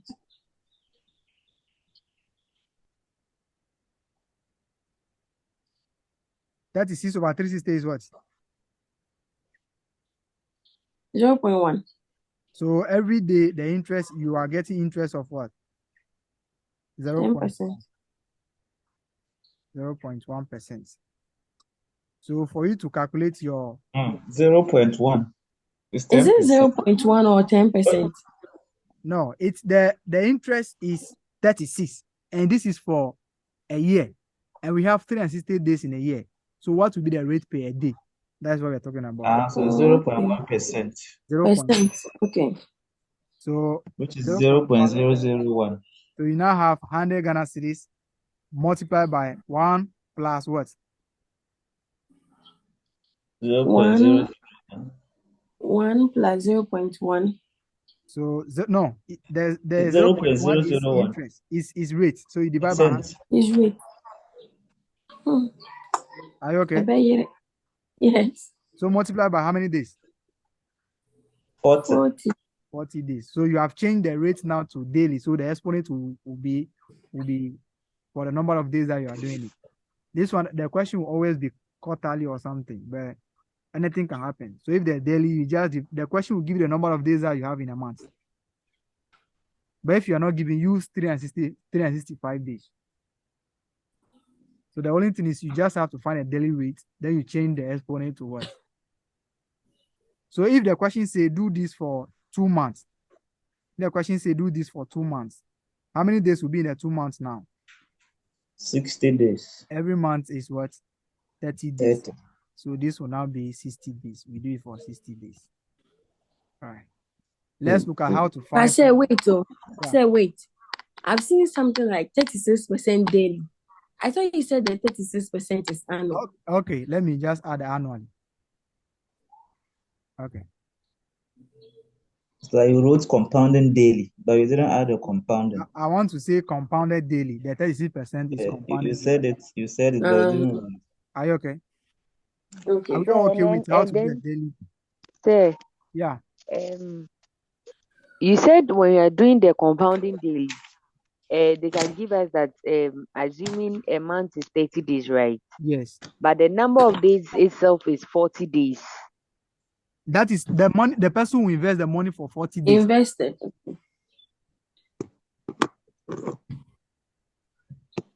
So they'll Just give like you the number of days that the person will invest, and then the number of days that you should assume the days in a month should be. If The- I'm getting you. the days in a month, we are just using that to find the daily rate, the interest per day. And I'm saying that will a question come like that? You said when the question comes, they will tell you the number of days to use. Yes. They will tell you, assume that every month is having 30 days. Different from the number of days that the person wants to invest. Yes. Okay. Are you okay? So assuming they don't give you the days, can we use the 365? Yes. days If you're not giving the days, the number of days in a month, then use 365 to divide the rate. for the year? Okay. Okay. Every rate that will be given to you in the question, assume that it is annually. Okay. Are you okay? Okay. Can we move on now? Okay, let's look at how to find present value when future value is given. We say that future value is equal to present value multiplied by 1 plus r or exponent what? Or exponent n, isn't it? Are you there? Mhm. So if you want to find present value, how do we find the present value now? We divide both sides by 1 plus r or exponent n, isn't it? Yes. Okay. So present value is equal to future value all divided by into bracket 1 plus r exponent n. It's just mathematics. So sometimes the question can give you Kofi is investing a certain amount of money, which he's expecting to receive 400,000 in 2 years' time. What is the present value of the amount, or how much should he invest today? That the question will be like that. So let's pick a question like that. Then we see what I'm talking about. Are we there?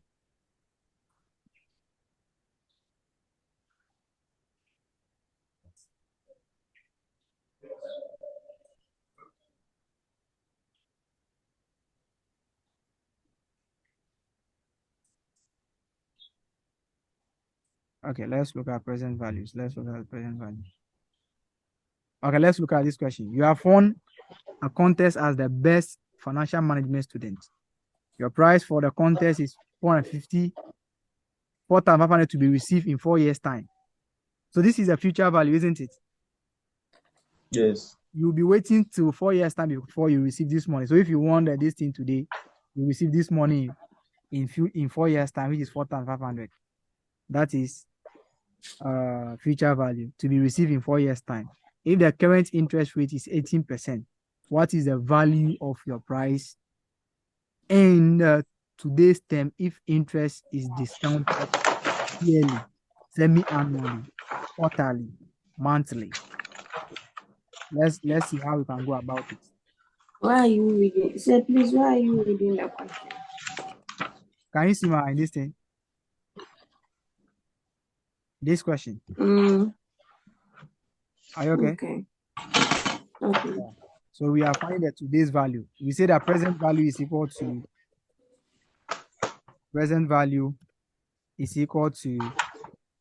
future value.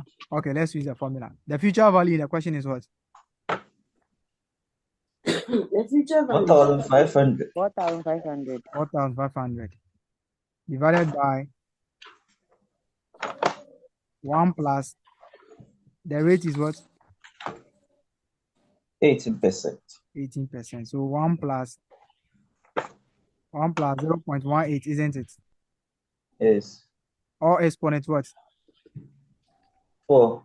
4. This will be done in 4 years' time. We are doing this one annually. The rate is Okay.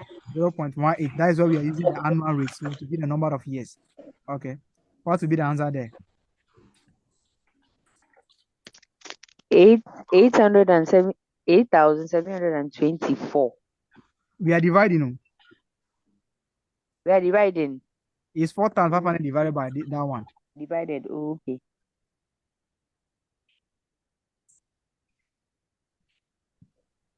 $232. 2,321. 2,300 and what? 21. That is if this one is compounded annually. Let's look at the next question. If it is semi-annually, okay, let's move on. If it is semi-annually, we have the present value to be equal to 4,500 divided by 1 plus what? 9. 1 plus 0.09, isn't it? 9. Yeah. Yes. Then the exponent will now be what? 2. The exponent will be what? 2. Exponent No. will be 8. 8 is 4 years. Yes. You said semi what? Semi-annually, but the money Annually. will be received in 4 years' time. The 4,500 will be received in 4 years' time. So we have 8. If it is semi-annually, then the money will be received maybe 8 times in the 4 years. Are you okay now? The person who is saying the 2, are you okay now? Yes, please. I Okay. forgot the N. Okay. So what will be the answer now? 2258. 22. Yes. 2258. Let's You come to can't the see next it. one. And then go back. It is compounded what? Quarterly. Quarterly. So if it is compounded quarterly, it will be 4,500 divided by, into bracket, 1 plus what?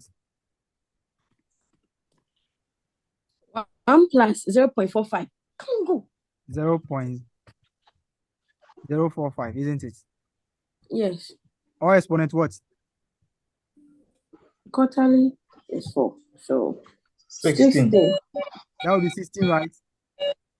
It will be 4 years. Switch So it off. Yes. we see 16 quarters in 4 years. So what will be the answer? Yes.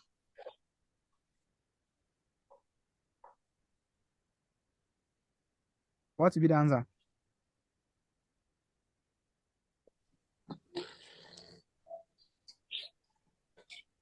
$2,225.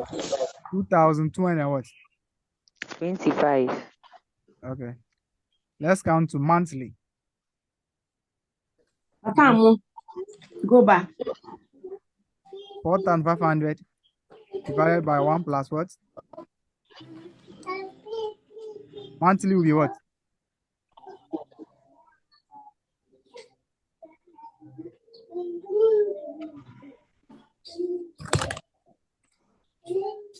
Monthly will be what? Monthly. Were we giving the days? Monthly. We are not doing daily. Monthly. So you assume that Monthly. it's 12 months.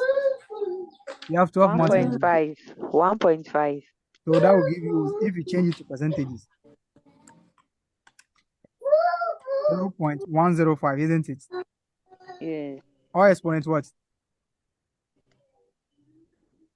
Monthly is 48. 12. So 4 times 12. Which is 48. 48. What will be the answer?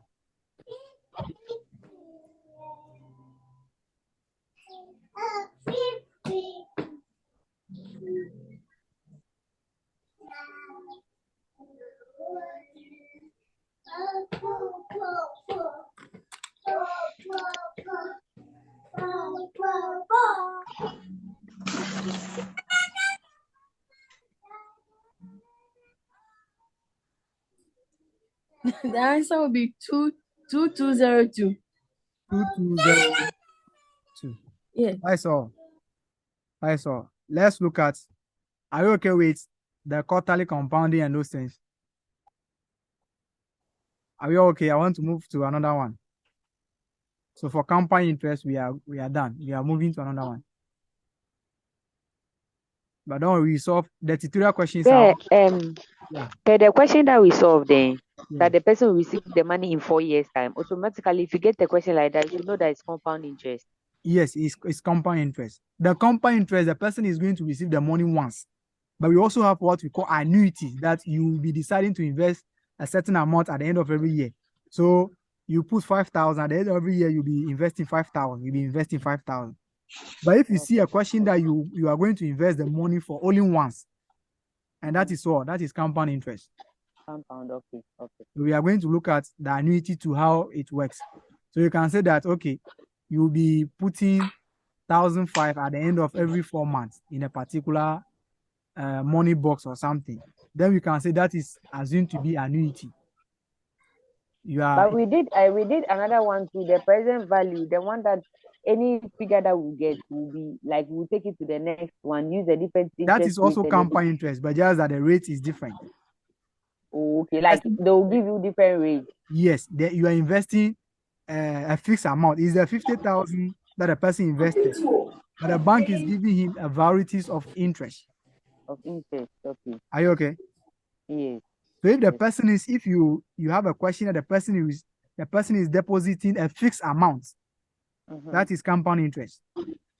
Then you wait for the question to say it's compound interest or simple interest. Simple interest doesn't come in the exam. Oh, okay. Are you okay? All right, let's look at what we call effective interest rates. Effective interest rates. Let's look at this question. Someone is investing.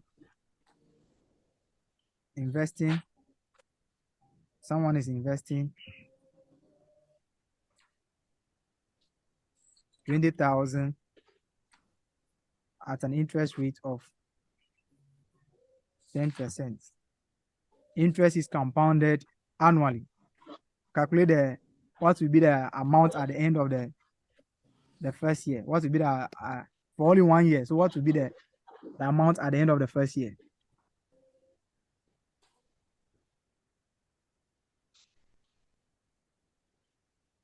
$22,000. It will be 22,000. 2,000. Now we are talking about interest amount 22,000. Yes. 22. Okay. Let's assume that this person, someone is also investing the same amount on quarterly basis. Interest is compounded quarterly. What will be the amount for a year? Quarterly. Yes.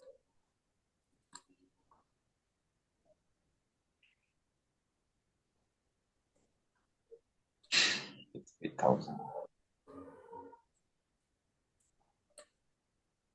It will be 2,500.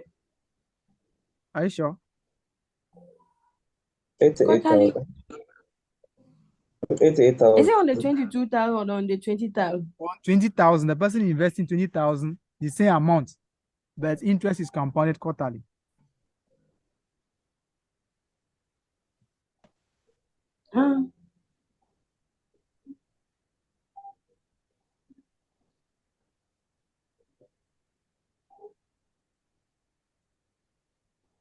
Is it 82,000?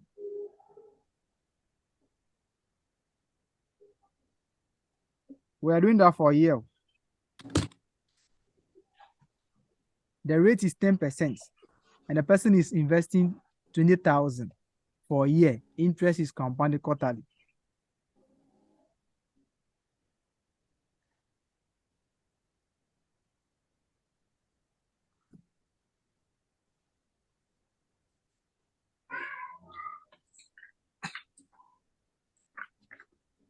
Joycelyn, are you there? Love, are you there? Please. Love, what did you get? Say the question again. The person is investing. Were you able to get a 22,000? Yes, please. Yes. I'm saying that another person is also investing the 20,000 at the same rate, but interest is compounded quarterly.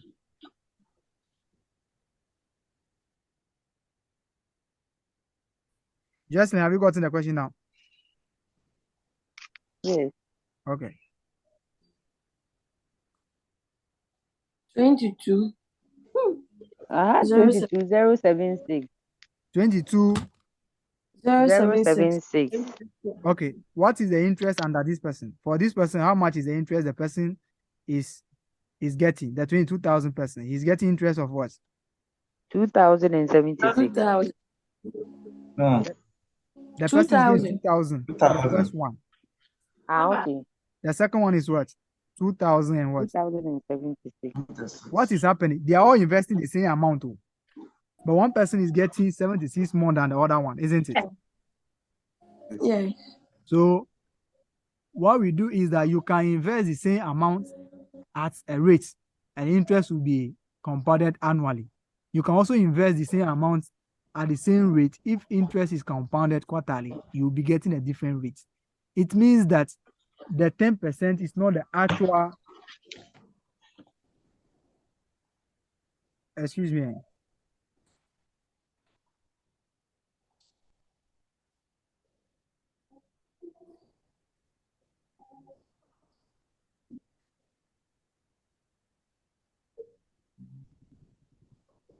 Come back. What are you doing there?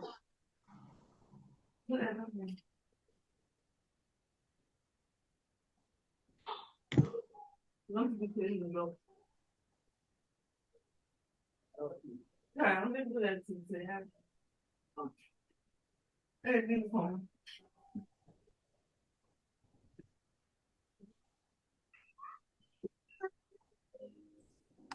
Come, don't worry, don't worry. It's okay, come. Let's go. Keep it.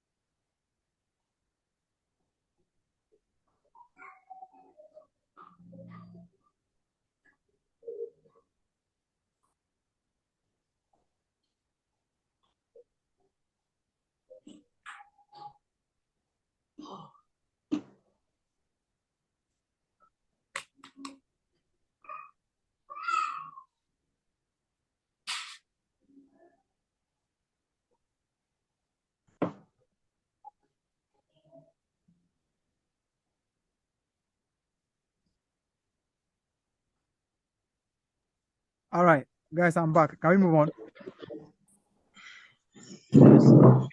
So you can see that the same person, you are investing the same amount, but one is annually, one is quarterly. The interests are different. So you can see that the actual interest that you are earning on this one, the rate used is not a 10%. Are you okay? Yes.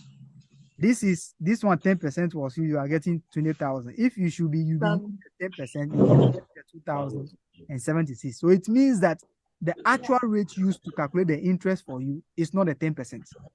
Yes. And that is what we call the effective annual rate. Effective annual interest rate. Effective annual interest rate. So we want to, what is the actual interest rate used in calculating your interest before you have gotten the 2,076? 2,076. That is the effective annual interest rate. The effective annual interest rate. The effective annual interest rate. Are we okay now? Yes. So the effective annual interest rate is the actual interest earned on the investment, or the actual interest used in the calculation for your interest on the investment. The actual interest earned is the effective annual interest rate. How do we calculate that? That is what we are coming to look at. That is what we are coming to look at. Tell you guys not to come here. What are you coming to do here? What to do what? Yeah, they go and watch TV.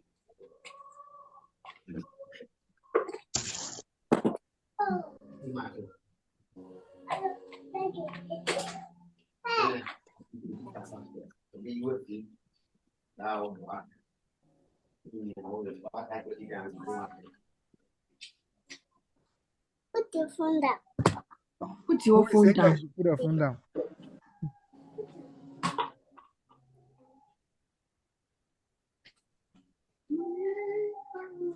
All right.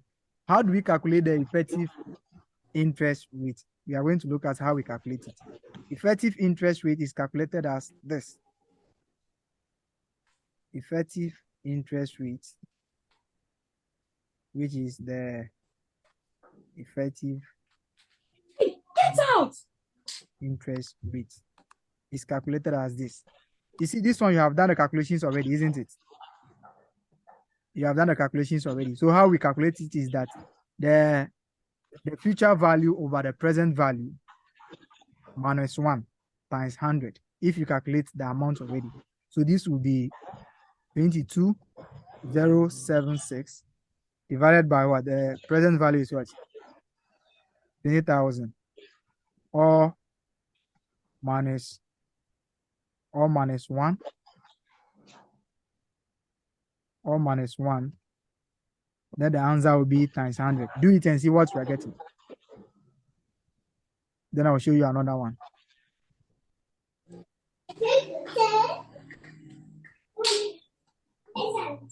Don't come here. Don't come here. I've warned you not to come here. What are we getting?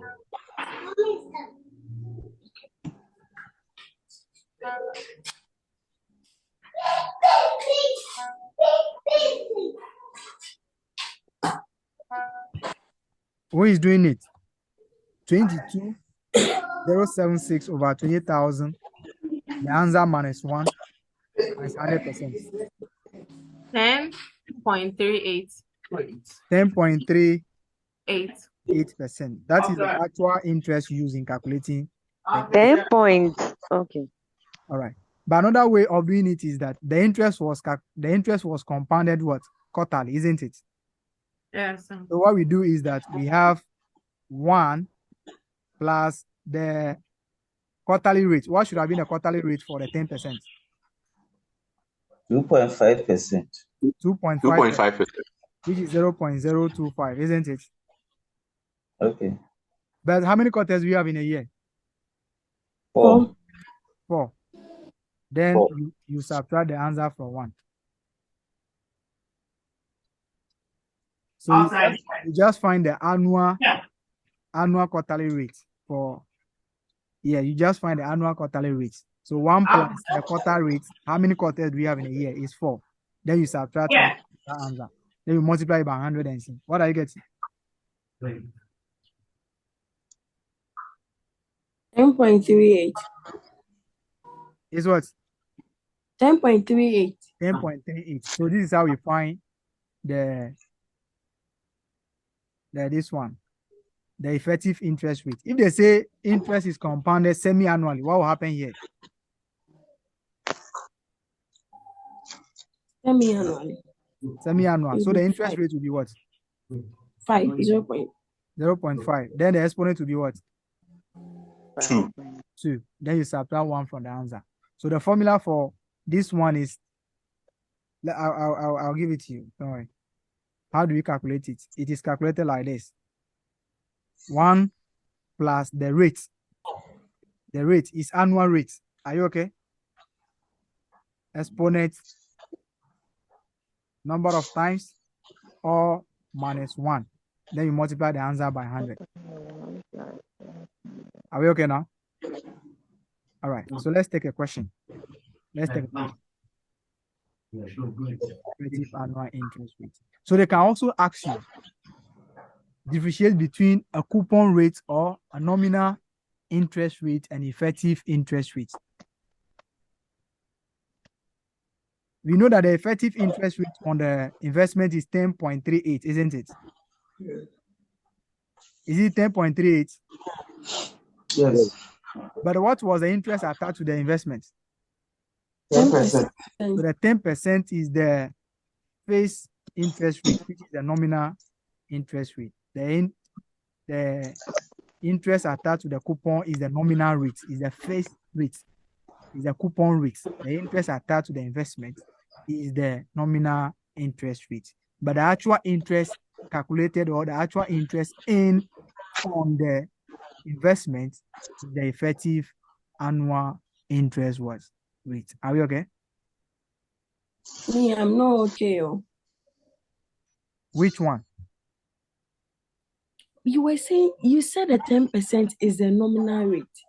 And the But when you were saying it 10.38, the second time, you said a nominal is the 10.38. no, I said the effective interest rate is a 10.38.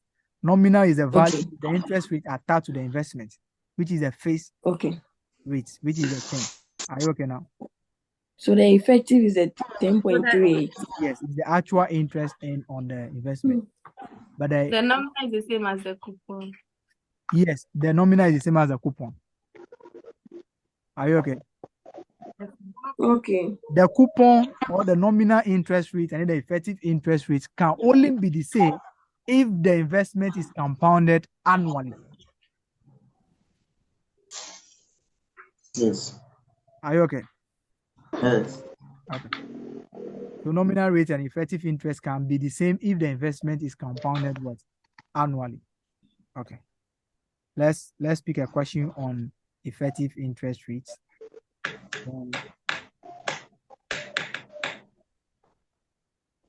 Okay, if you invest in a financial product that pays 10%, what is the effective annual interest rate if it is compounded daily, monthly, quarterly, and semi-annually?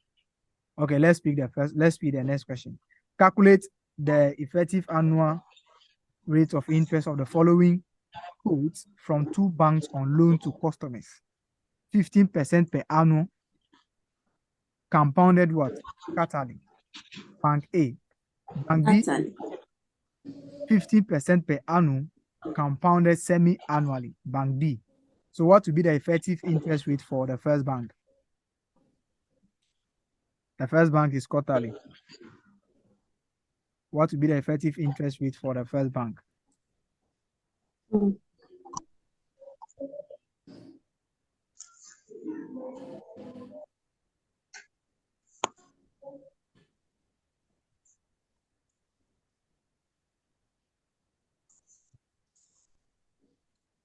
Leave that shilling come. It will hurt you. Outside the book. What is the rate?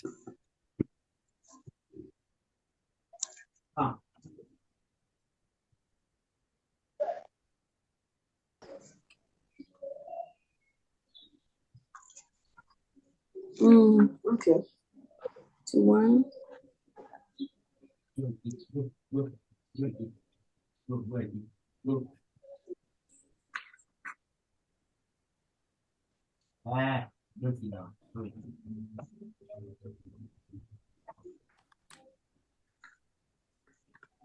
Love, Joycelyn, Eva, Austin, Ibrahim. What are we getting? We are coming. Coming to where? Coming to your house. You coming to you. This thing should not be taking time like that. Sir, Yes. I don't know whether I'm correct. Mention the thing. 15.86.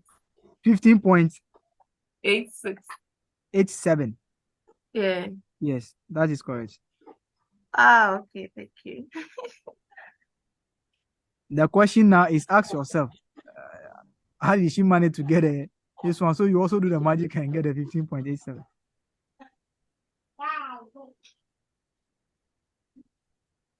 It's Then 15.87. I'm lost, too. I'm lost.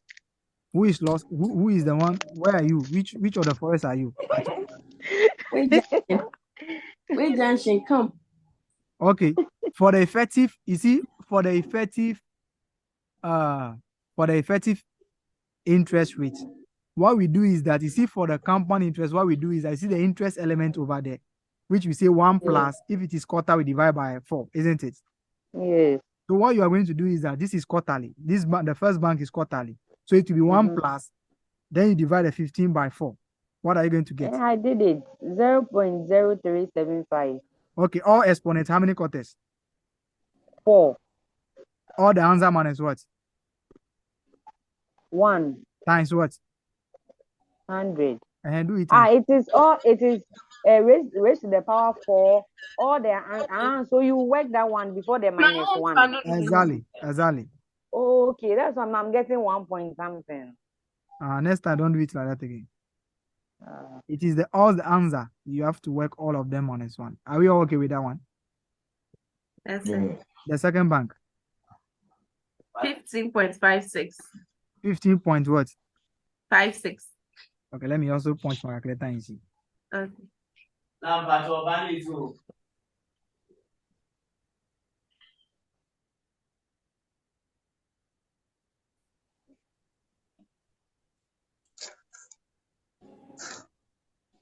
Is that semi-annually?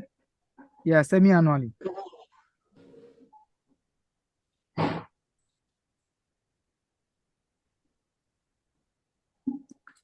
$15 point what? Laugh, 15 point what? 6. Okay, 15.56. That is not bad. Yeah, 15.56. So the question say, advise your company which bank they should borrow from.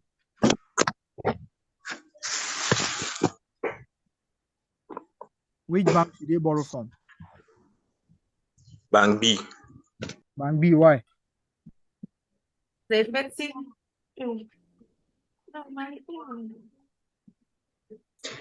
effective annual interest rate. Assuming your director, the director of your company doesn't understand finance terms, how are you going to explain this? Okay, the effective annual interest rate. I mean He the doesn't actual. understand the effective, what you are saying, the effective annual interest rate. He doesn't understand that. Yeah. So I mean, by the effective annual interest rate, I mean the actual interest rate. Okay. And how you calculated it? Actually calculated for the bank A, and you had 15.87. Okay. And bank B was 15.56 or so. Okay.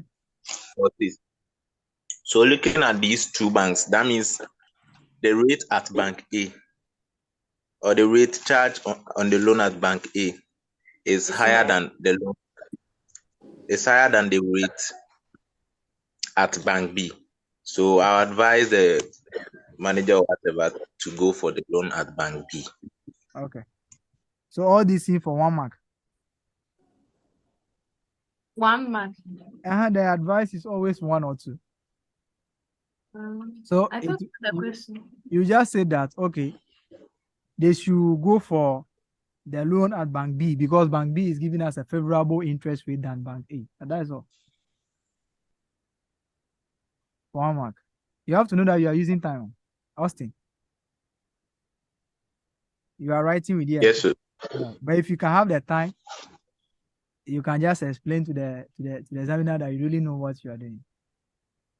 Are you okay?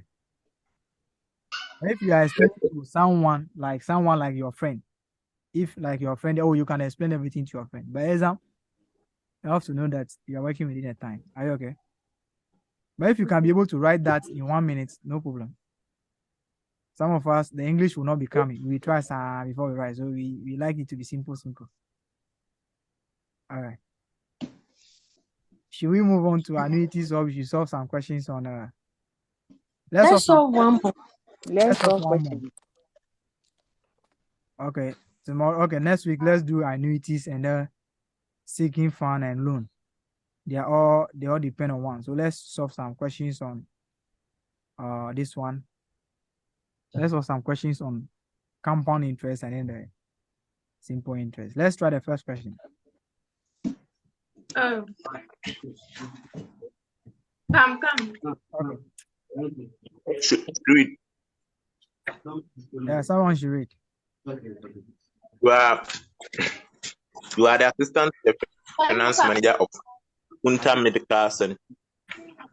Your boss is negotiating a deal with investment company, investing 500,000 over 3 years. 500,000 Ghana cedis over 3 years.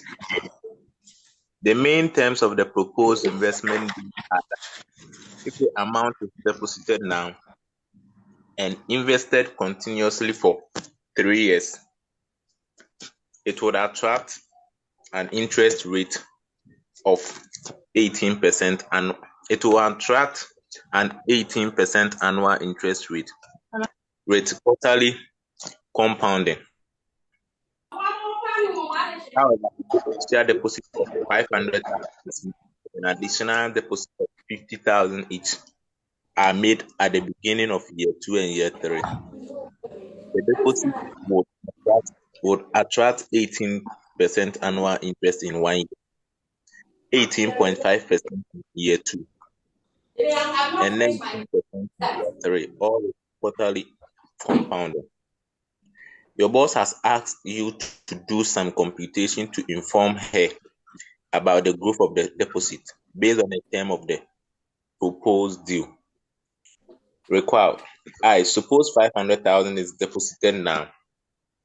There are no top-up deposits in the future. Compute the future value of the deposit of the II. Suppose the initial deposit of 500,000 is made now, and the top-up deposit of 50,000 each are made in the future per the term of proposed investment deal. Compute the future value of the initial deposit at the end of the 3rd year. Compute aggregate future value of the top-up deposit at the end of the 3rd year. Compute the aggregate future value of all the deposits at the end of the 3rd year. Yeah, I think. You know something? The time that I went to that exam hall, November 2021, this was a question that I met on time value of money. November 2021. As I saw the question, I was just laughing. I was thinking about my people. That is why I say the time value of How money. many months? It's 10 marks. It's always 10 marks. Question 3A, 10 marks.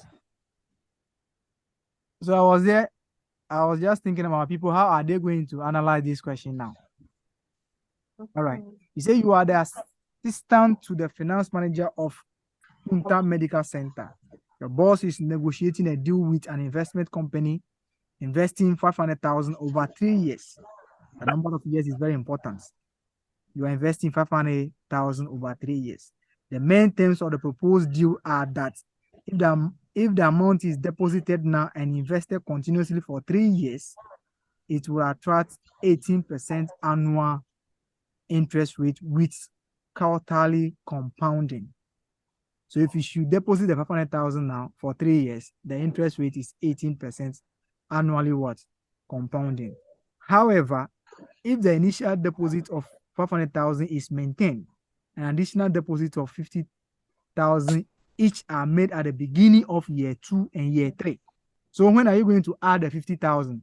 When will you start adding the 50,000? Year 2. The 2nd and 3rd At year. the beginning or at the end? Beginning. And you do this one for in the 3rd year too, at the beginning of the 3rd year, isn't it? Yes, sir. Okay. So each are made at the beginning of year 2 and year 3. The deposits will attract annual interest in year 1, which is 18%, 18.5 in year 2, and 90% in year 3, all with quarterly compounding. So this term will only be, this interest rate will only be applicable if you are able to meet the additional top-up condition, isn't it? Yes. If you're not able to meet it, what will be the interest rate? 18%. 18%. Are you okay? All right. Yes. Your boss has asked you to do some computations to inform her about the growth of the deposit on the terms of the proposed deal. Required. Suppose 500,000 is deposited now and there are no top-up. So what rate are you using? 18. Okay. In the future, compute the future value of the deposit at the end of the 3rd year. You can see this is very simple to calculate, the first one. Yes. All right. They are all simple to calculate, but the understanding of the question is another thing. It's tricky. All right. So we have the future value now. Future value is calculated as present value 1 plus what? R Or exponent what? N. N. So the first thing you can define the distance. We know the present value, Yes. 500,000, right? Isn't it? The R is what? 18%. So you just find the quarterly. Just find the quarterly at once. 18 divided by what? 4. That will give us how much? 4.5%. So that will give us 4.5%. Are you okay? Yes, sir. So the N is what? 12. The N is 12 now. 3 years times the 4, isn't it? Yes. Okay. So you just come and put this one in your formula. Future value is equal to 500,000, right? Mm. Into brackets 1 plus 0.045, isn't it? Or exponent what? Yeah. 12. 12. What is the answer? 847,940.72. 847. That's 7. Hmm. 940.72. 940.72. Okay. So 941. Okay, you can make it 0.72. Someone can also run it to the nearest CD. You just have to state what you are doing. But CD, Yes, sir. because we write it to 2 decimal places, you can leave it like that. So this is the first requirement that they're asking you. Do you all get it? Yes, sir. Okay. So that November, I was just laughing there. Okay. Suppose the initial deposit of 500,000 is made now, and top-up deposit of 5,000 each are made in the future per the terms of the proposed deal. Compute the future value of the initial deposit at the end of the 3rd year. What is the initial deposit? 500,000. But what are the interest rate that are we going to use now? 18.5 for year 1. No, 18 for year 1. 18 for year 1. 18.5 for year 2. And 19 for year 3. Okay, let's do it. So future value will now be equal to present value multiplied by 1 R exponent what? Exponent N, isn't it? Multiplied by another 1 plus R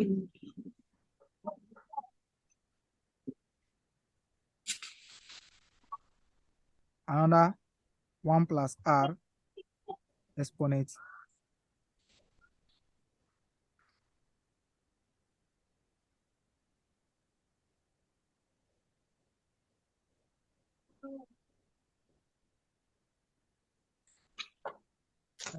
N minus 1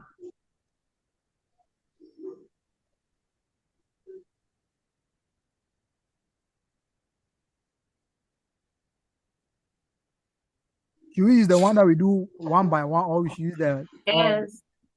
we should use the 1 by 1? Yes. Because of the additional investment. Okay, so I'm going to.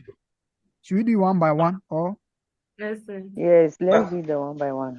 Okay. I want to write this formula, which is N exponent N minus 1.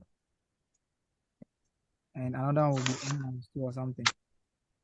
Or you can just name it N1. Violent. Then 1 plus R N2, something like that. Okay, but let's do the 1 by 1. So the future value is, the first one will be invested for how many years? 500. 1 year. 1 year, which is quarterly, isn't it? Yes. So the interest will be 0.045, right?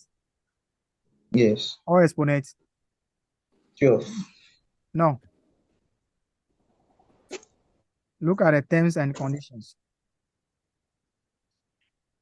Exponent 4.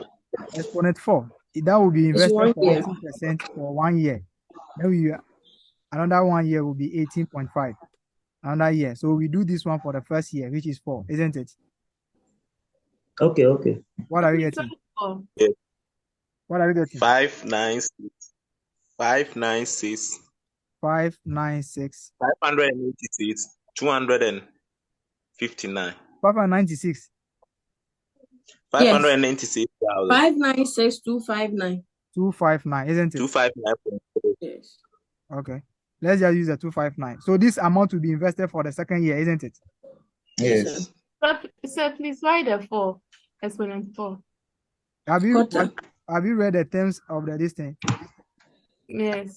They say, however, if the initial deposit of this one is maintained, additional deposit of 50,000 each are made at the beginning of year 2 and year 3, the deposit will attract 18.5 annual interest in year 1. In year 2, another interest rate. So we can't use the 18 for all the 3 years. No. This amount will be invested each year at different interest rates.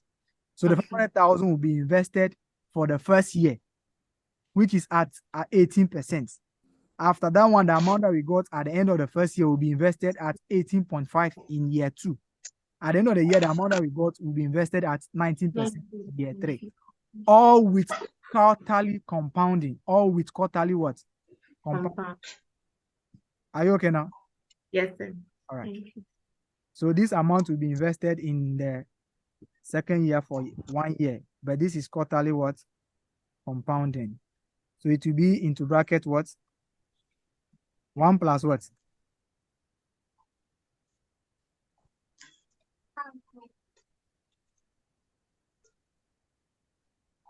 One plus 0.185 divided over by 4.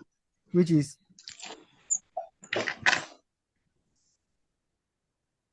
4.6. 0.04625, isn't it? 5, yeah. All exponents. Sir, but I thought the exponent. Okay, I was thinking that the exponent, since they said 3 years, so we're multiplying the quarterly by the 3. No. We are not investing the amount for at a fixed interest rate. We are investing this amount at different interest rates, which is 18 in year 1. So you invest the money for year 1 at 18%. So that will only be invested for year 1 at 18%. Okay. Then you come to year 2. You invest the amount that you have gotten from year 1 at 18.5 for year 2. Okay.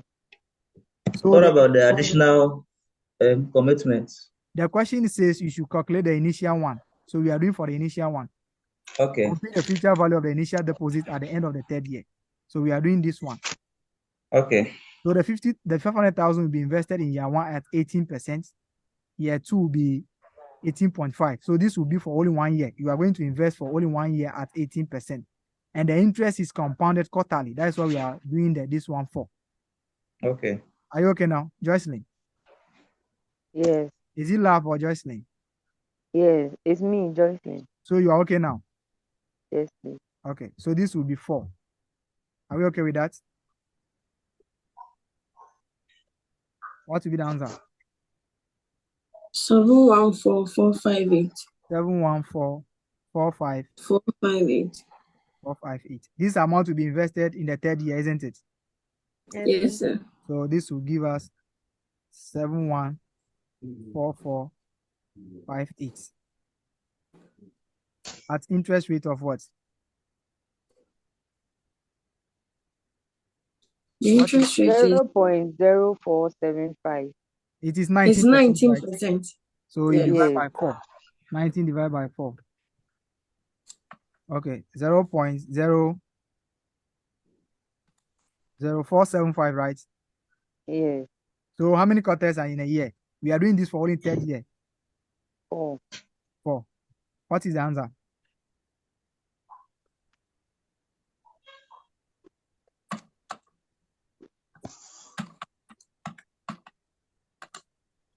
Eight 183. 0183. 183. So this is the value of the initial deposit. Let's count to the top up now. Let's do the first. I had 186. 186. 186, not 3. Yes. Oh, Okay. 860,186, isn't it? okay. Okay, let's count to the top up. The first top up. First top up. Okay, the first top up will be made at what? First, At the beginning of what? second year of second year. Okay, and that will be invested for 18.5, isn't it? Yes. And it will be invested for 19 again. So let's do it a year by year. So future value will give us 500,000. It's 50,000, right? Yes, 50,000. Into brackets 50,000. 1 plus. What will be the rate now? 18.5. It's 18.5. Divided by 4. okay. 4.625. Okay. Or exponent what? 4. Oh, that is it. 4. Let's move on. Future value. Eva, are you okay? Love, are you okay? Yes, So I'm the okay. top up that we are doing, it will be But- only for the additional deposit. The second Yes, the top up is for only the additional The deposit. deposit. All right. Okay. So we are doing it for the first top up. The first top up, the money will be invested for 2 years because it will start the beginning of year 2. So you are going to invest it for year 2 and also year 3. Are you okay? Yes. So what is the answer? So the Eva, first year will just be the 500, the 50,000. yes, you are investing because you are going to do it 2 years, though you in the second year that you do the first 50, in the third year then you do the additional 50. So we are doing it for the first 50 that you are doing at the beginning of the second year. Are you okay?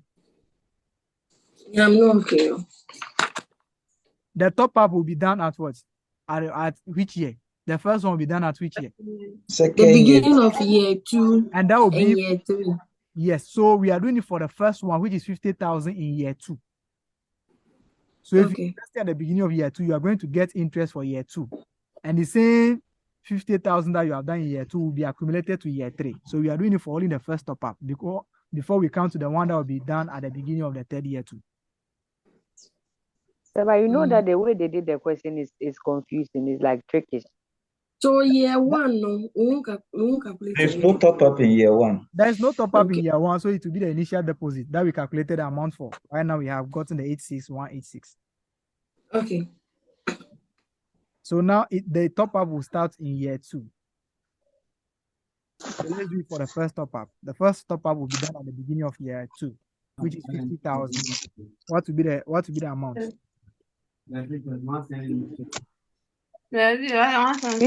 59911 599 112. 12. Okay. This amount is that this amount will be sent to what? Year Year 3. year 3. This amount will be sent to which year? 3. Year 3. So we have 59912. 1 plus what?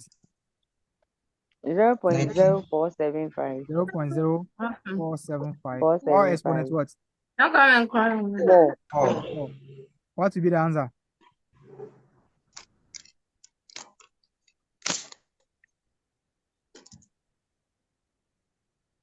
Seven two one three two. 72,132. 132. So Yes. this is the value for the first top up at the end of the third year. Then the second top up will be done in what? Second top up. It will be done in only year 3, isn't it? Yeah. So that will be invested for only year 3. So we have 50,000, which is the second top up, into brackets 1 plus 0.0475. Or exponent what? 4. 4. That is the second top up. What is the amount?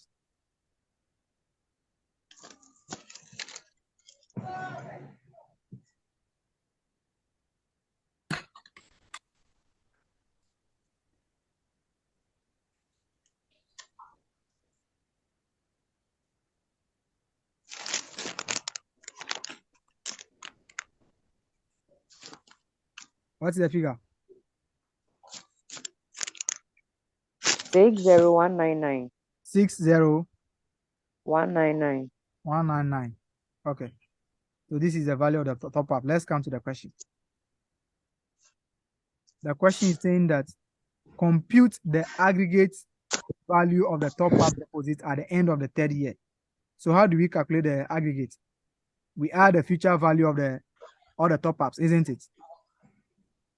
Yes. Okay. So the future value of the first top-up is what? 72132, isn't it? Is that a figure? Yes. The second top-up is what? It's 60199. So the aggregate value is the first top-up, which is 72, the future value or the value at the end of the third year for the first top-up, and the second top-up to 6199. That will give us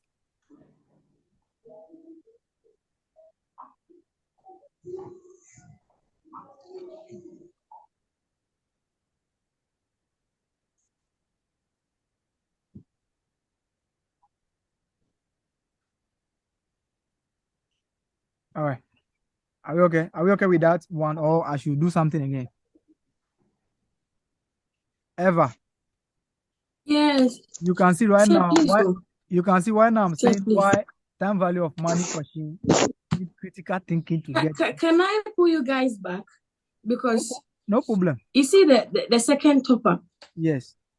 I thought when we calculate the first one, we take the interest and we take the that amount figure to- that we got we to the take second about year. third year, Yes, to the third year. because the top So up we will got be done at the beginning of the first year, that yes, second so year. we got 59,912 for the first top-up. Yes, that is the amount for the second year, which is 1 year for the top up. So we are using it will be 59,912 Okay. times 1.475 all exponent 4, right? Yeah. But I'm getting a different answer from yours. It's 1.0475, not 1.475. Oh, okay, I get it. Okay. So apart I from get that, it. okay. Yes. So you are now understood why I said for time value of money question, it's noisy. Yeah, it's tricky. You have to have the this thing to understand. But don't worry, you'll be very fine. Let's look at the next requirement. Compute the aggregate future value of all deposits at the end of the third year. How do we do this one?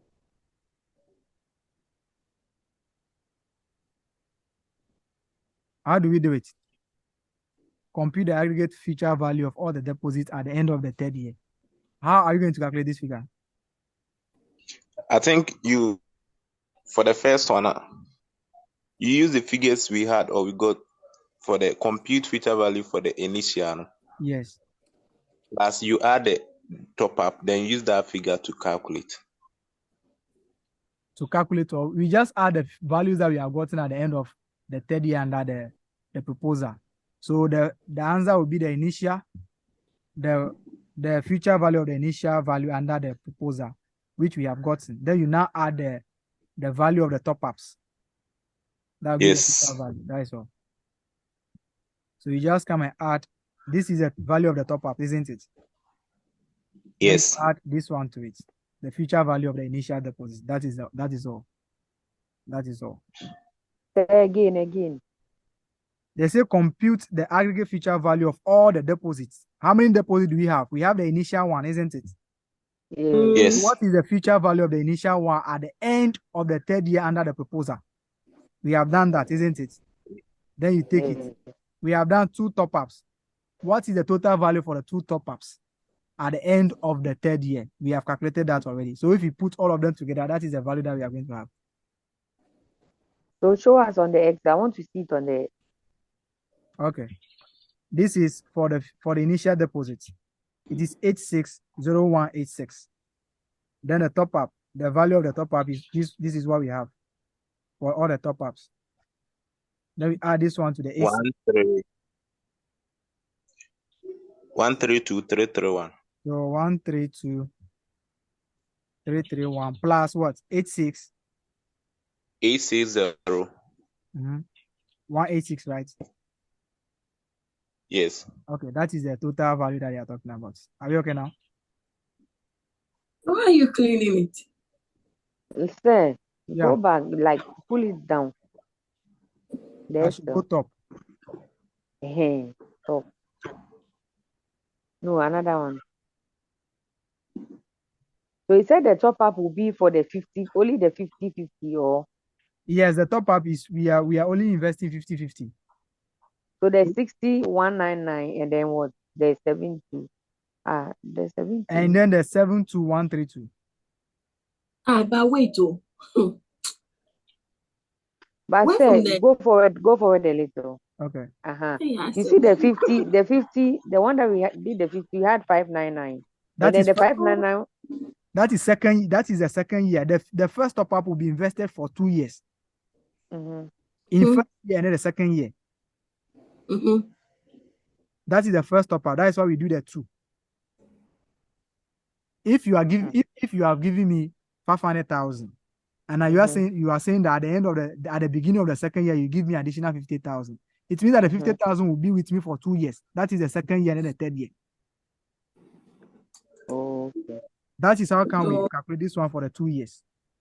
Okay. But you are saying that you are giving me the money, you take the money at the end of the third year, and you are giving me 50,000 at the beginning of the third year. That means the 50,000 will be with me for only 1 year. That is how we did only 1 year for the second top up. Okay. Are you okay now? Yes. So they are saying that what will be the total value that you are going to have with me? You have given me 500,000 first. So what will be the value of the 500,000 at the end of the third year? That is another value that you have with me. Then you now count to the top up. Oh, if I give you the money, you say, oh, this is for the 500,000. What about the top up? Then I will say, okay, this is the first top up that you give me for at the beginning of the second year. This is the total amount at the end of the third year. This is the one that you give me at the beginning of the second year. This is the amount. Then you just put all those amounts together, you get the total value at the end of the third year. Is the person clear now? So the second, say no. The second year, that's me. My problem is with the top up. Okay. The 50,000 that we solved. Okay. The first one was using the 18.5, and then we did it quarterly. Okay. So after getting the future value, you said since it's the second year, we'll calculate it twice. Because the money will be in the investment for 2 years. Second year and third year. You are investing for 3 years. And they are telling you that at the beginning of the second year, bring additional 50,000. Yes. How many times will the 50,000 be there before you go for the money at the end of the third year? Twice. Okay, I get it. It will be 2 times, isn't it? Yes. That is what we are. And that is the 500, and then now let's say 550. No. Should I go back? Should I go back to the question and read the question again? Yes. All right.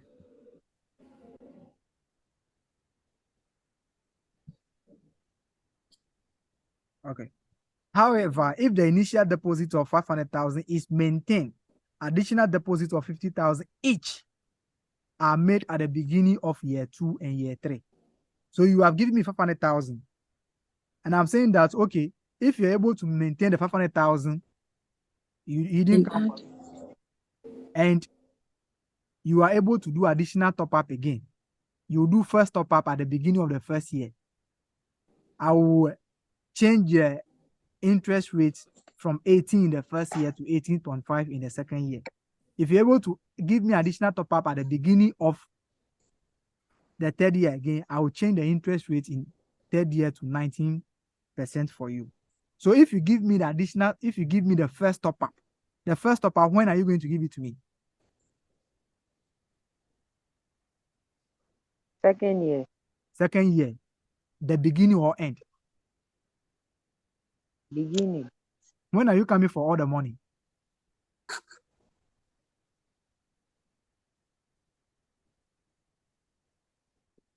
Say the question again. When are you coming for all the money with me? The 500,000, when are you coming for it? Third year. At the end of the third year, isn't it?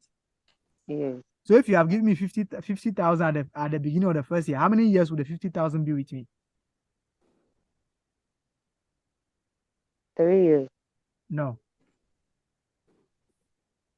You are giving me 50,000 at the beginning of the second year, and you are coming for all the money at the end of the third year. How many years will the 50,000 be with me? 2 years. It will be 2 years. 2 years. Okay. So in that 2 years, I'm going to invest the 50,000. I will start investing in the second year, isn't it? Yes. In the second year, what will be the interest? At what interest will I invest it? 18.5. And I'll get the amount, isn't it?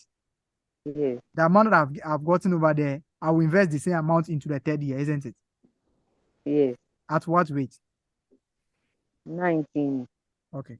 And that is what we did over here. So the first year, you are going to invest, the first top up we invested in the second year at this rate. Though this is the amount that you get. Then you are going to invest this amount in the third year again before we come for the money. Mm-hmm. That's how come we got a 7 to 1, 3, 2. Are you okay now? Yes. Are you okay? Yes. Are you sure? Yes. Okay. Okay.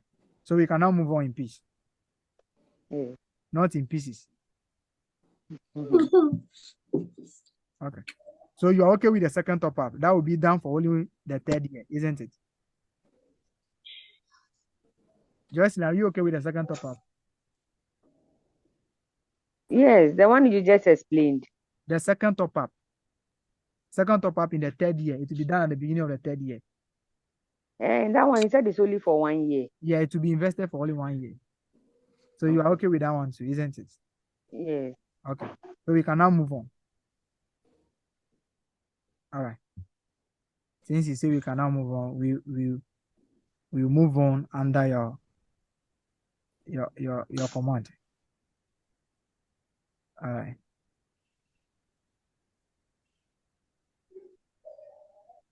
But are we done with the question? Yeah, that is all. But you said we should compute the aggregate. I bet this one we just say we should add all the values. I've added that one already. It's not this one. All the values. So 599, then the 72, then the 60. No. 599 is for the 72132 is the final For figure. third year. Okay. Yeah. Okay. Plus the second top up, 699. Then you go and add the initial deposit, which is 186. Hey. All right. Okay. So for all third years. Yes, for all the, I mean, you count for the value at the end of the third year. So you go for all the future value at the end of the third year. Are you okay? Yes, sir. Okay. Let's count. Let me see whether this question is under simple interest or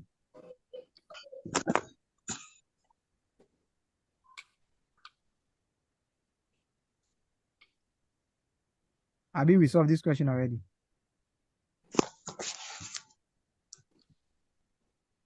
The Joy Mami Limited, Abi, we solved it already.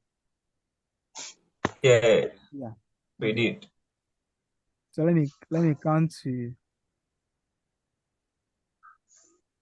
another question that is on Okay, sir. Whilst you are looking at your question, can somebody help me with this? With the other one, he said the future value of all deposits. yes. So the all deposit one, Yeah. how are we going to do it? The all deposit is the initial one. Initial one will be invested for 3 years at different interest rates. We have done that, isn't it? Okay. The initial one is the initial 500,000 will be because since we agreed that we are going to do the top ups, the initial 500,000 will be invested at different interest rates, isn't it? Okay. So we have done the first year. After the first year, we will take the amount that we have gotten at the end of the first year. Then we invest it in the second year at a different interest rate. That is how come we have this one, isn't it? Yes. Then we have the 7144. This 7144 will be invested for the last year, which is the third year, at different interest, Okay. which is so this is the Okay. value now at the end of the third year. 860186. Are you okay with that one? Mm-hmm. Yes, sir. Okay, let's count to the top up. The first top up will be done at the beginning of the first year. So do it at the beginning of the first year. That means it will be invested for the first year. Yes. which is 592. The amount that we are going to get at the end of the first year is 59912, isn't it? Yes. We have additional year. So we take the 592 and go invest it in the third year. And that is how come we have the 72132. So the first top up, Yes. the value of the first top up at the end of the third year is 72132. Are you okay? 132. Yes. Let's come to the second top up. Second top up will be done at the beginning of year 3, which will be invested for only 1 year.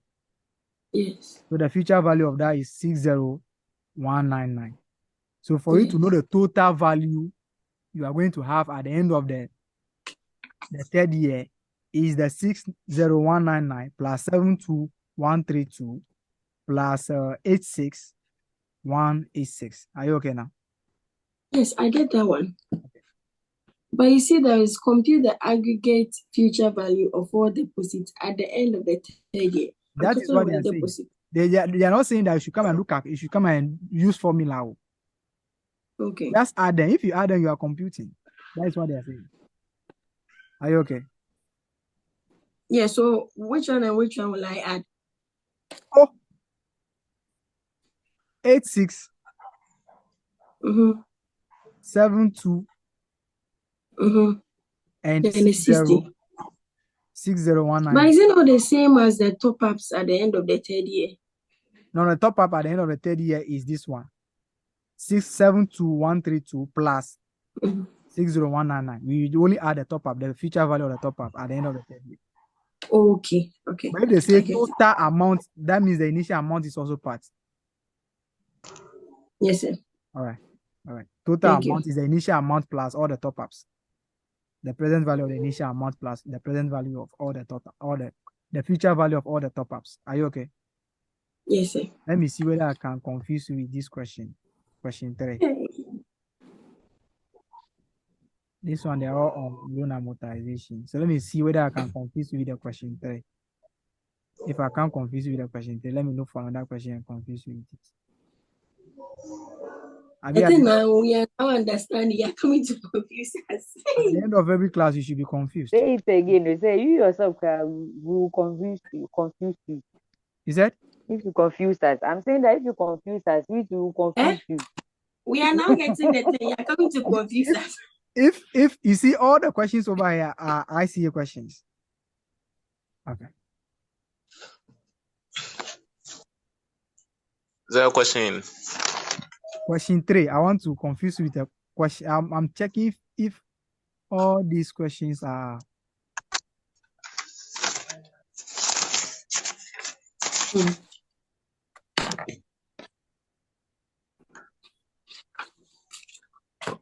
Question 3. I'm just looking for maybe if the questions are based on.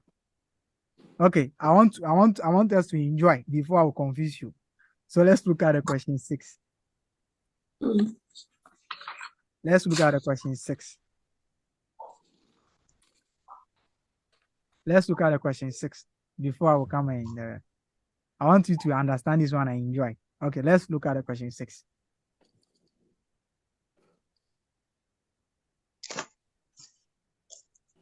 Question 6. Afia Fabrics Limited plans to replace its existing manufacturing plant with a newer version in 3 years' time. So when are they going to replace the plants? In 3 years' time. The duration is very important. The replacement cost of the existing plant is 10 million currently. So if you want to replace it currently, it will be what? 10 million. 10 million. However, experts forecast that the cost of the newer version of the plant will be 12 million in 3 years. What? Time. In 3 years' time. So from today, the 12 million is what? Is it present value or future value? It's future value. Okay. Future value. Nice. That's very nice. On the advice of the finance manager, the company will start saving from now to raise the required amount to buy the plant in 3 years' time. Consequently, the company has signed an investment agreement with DT Finance Services Limited.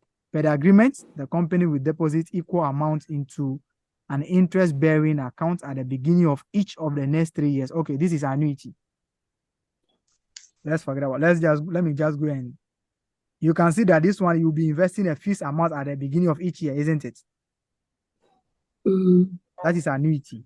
So if you are going to invest equal amount at the end of each year, it's annuity. So we do this one later. Let's go to question. And right now, I have no choice than to go and confuse with the question 3. Let's go. Let's go.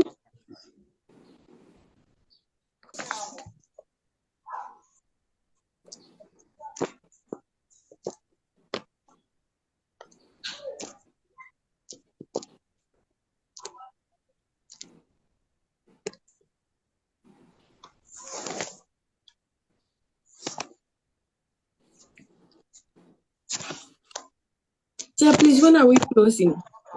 After immediately after the question 3, we close. Okay. I don't have any choice than to. Okay. Should I? Okay, let me give you some. Let me put smile on your face with the question 4. The I. Compute the effective annual interest rate on the investment account. Okay. Let me put smile on your face before we move on to that one. Okay. Puma Beverages currently operate a sugar processing plant in Tema. The company plans to install and run processing plants in 4 other regions in Ghana. The finance member has presented an investment and a financing strategy for this expansion project to the board of directors for their stake. The proposed investment strategy is that the company sets up the 4 processing units in TENS. Specifically, the company will install the first plant at the end of the 5th year from now, the second at the end of the 6th year from now, and the rest follow annually in that order. The proposed financing strategy is that the company finances the expansion project with its retained earnings.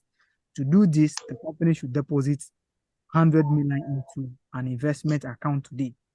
So don't worry, this is also a compound interest together with annuity. We do that one later, don't worry.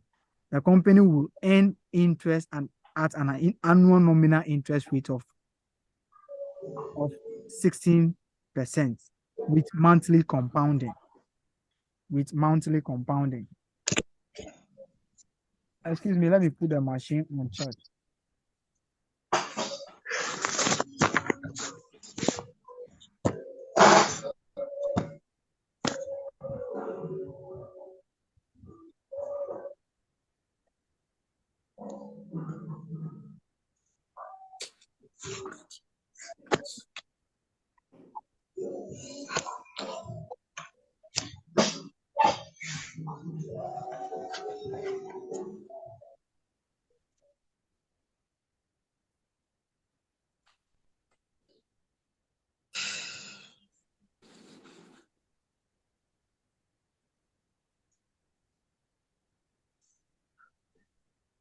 Okay, can we move on? Okay. With monthly compounding. Through the account's life, the company will withdraw even amount from the account at the end of each year, starting from the end of the year 5 until the account is closed at the end of the year 8. That is 4 withdrawals in all to finance the installation of each of the 4 processing in line with the investment strategy. Compute the effective annual interest rate on the investment accounts. So this one, how are they compounding the interest? Monthly. So how do you calculate the effective annual interest rates? So if the nominal rate is 16%, what would be the monthly rate? 16 divided by 12. 16 divided by 12. So it will be 1 plus 16 divided by 12 or exponent what? Sure. Or exponent what? 12. 12 minus what? 1. Times. All times 100. Okay, that is all. Let's move on to question 4. I want question 3. Let me see what I can do over here so that you go to wherever you are going and be thinking. All right. We are going to surprise you.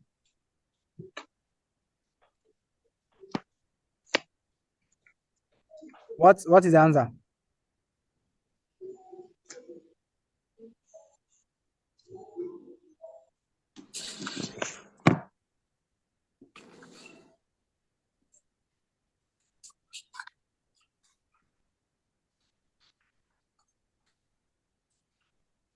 You should be getting 17 something.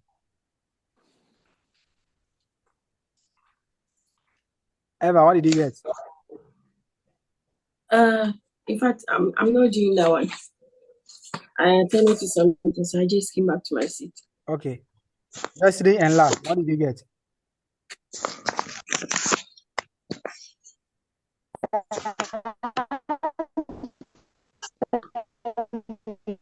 Jocelyn.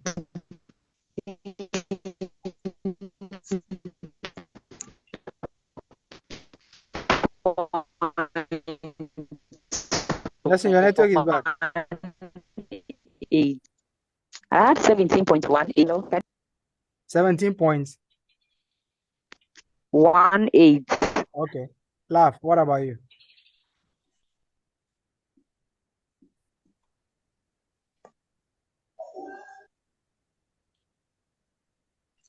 Laugh, what did you get? Laugh, are you there? Okay, I'm sure the answer will be 17 points. 17.22. Okay. Okay. Let's come to the last question, then we call it a day. What did you get? Oh, sorry. Go and watch it. Go and Who is reading? I'll finish right now. Come on. What's wrong with you? Hasemo, the mothers.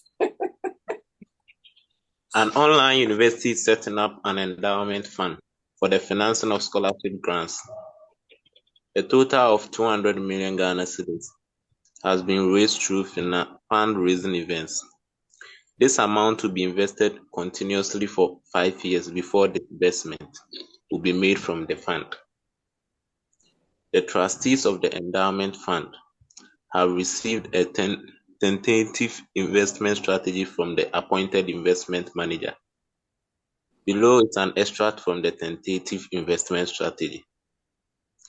The seed money will be invested in fixed income securities and negotiated short-term investment to secure the protection of the principal, while earning stable return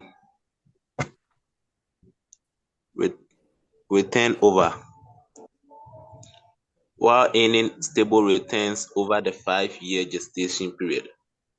To achieve this objective, the seed money will be invested as follows: 60% in Government of Ghana 91 Treasury bills, 40% in 6-month fixed deposit accounts, which top-class universal banks in Ghana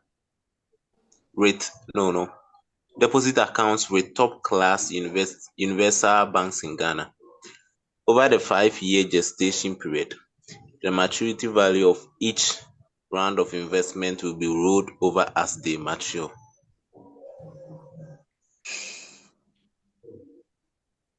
Being the only trustee with expertise in finance, your fellow trustees have asked you to do some simulations to inform them about the growth of the fund in the gestation period based on the tentative investment strategy. Required. Suppose the annual nominal rate on the Government of Ghana 91-day Treasury bills will be 15.2514% in year 1, 15.4814% in year 2, 15.7565% in year 3, 15.9478% in year 4, and 16.2146% in year 5. Compute the terminal value of that component of investment at the end of the 5th year. That's I. Suppose the average nominal interest rate of the fixed deposit will be 16% over the next 5 years. Compute the terminal value of that component of investment at the end of the 5th year. I. considering the proposed strategy that the maturity value of each round of investment is rolled over as they mature. Explain whether the interest that would accrue on the investment of this entire investment period would effectively be a simple interest. That's all. Yeah, that's all. Okay. This is April 2022.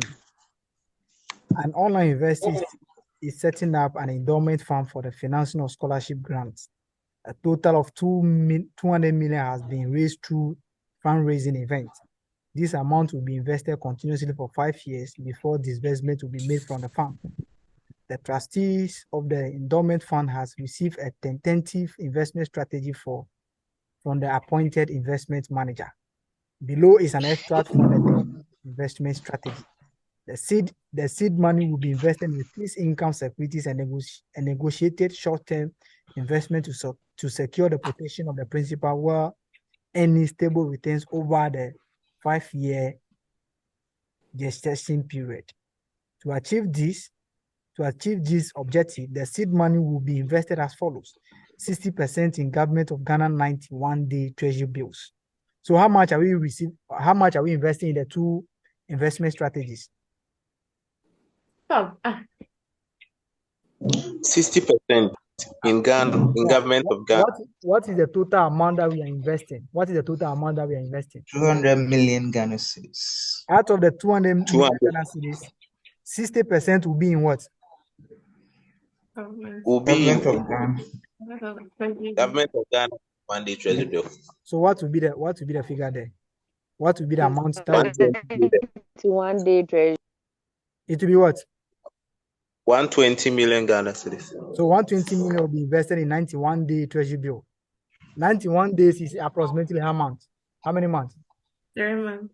3 months. So you can see that this month the interest will be compounded what? Will be compounded quarterly. That is 91 days, 3 months. Take note of that.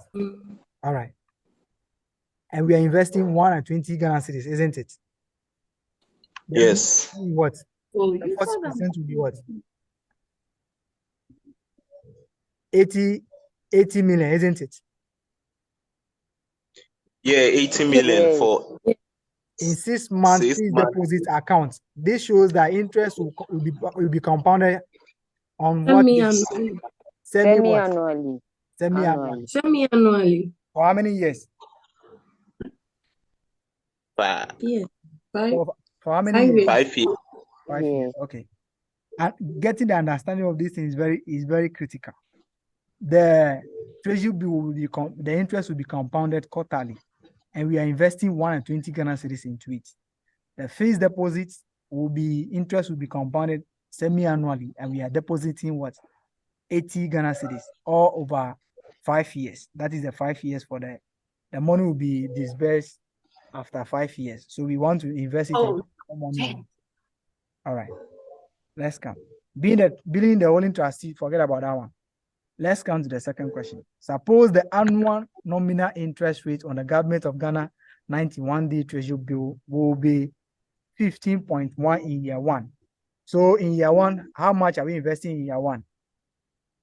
120. 120 at what rate? 15. So future value to 120 million, isn't it? Yes. Into brackets 1 plus what? 1 plus 15. The treasury bill will mature in 91 days, which is quarter, isn't it? Yes. So we do this one quarterly. So divide that one by 4 and give me the rate.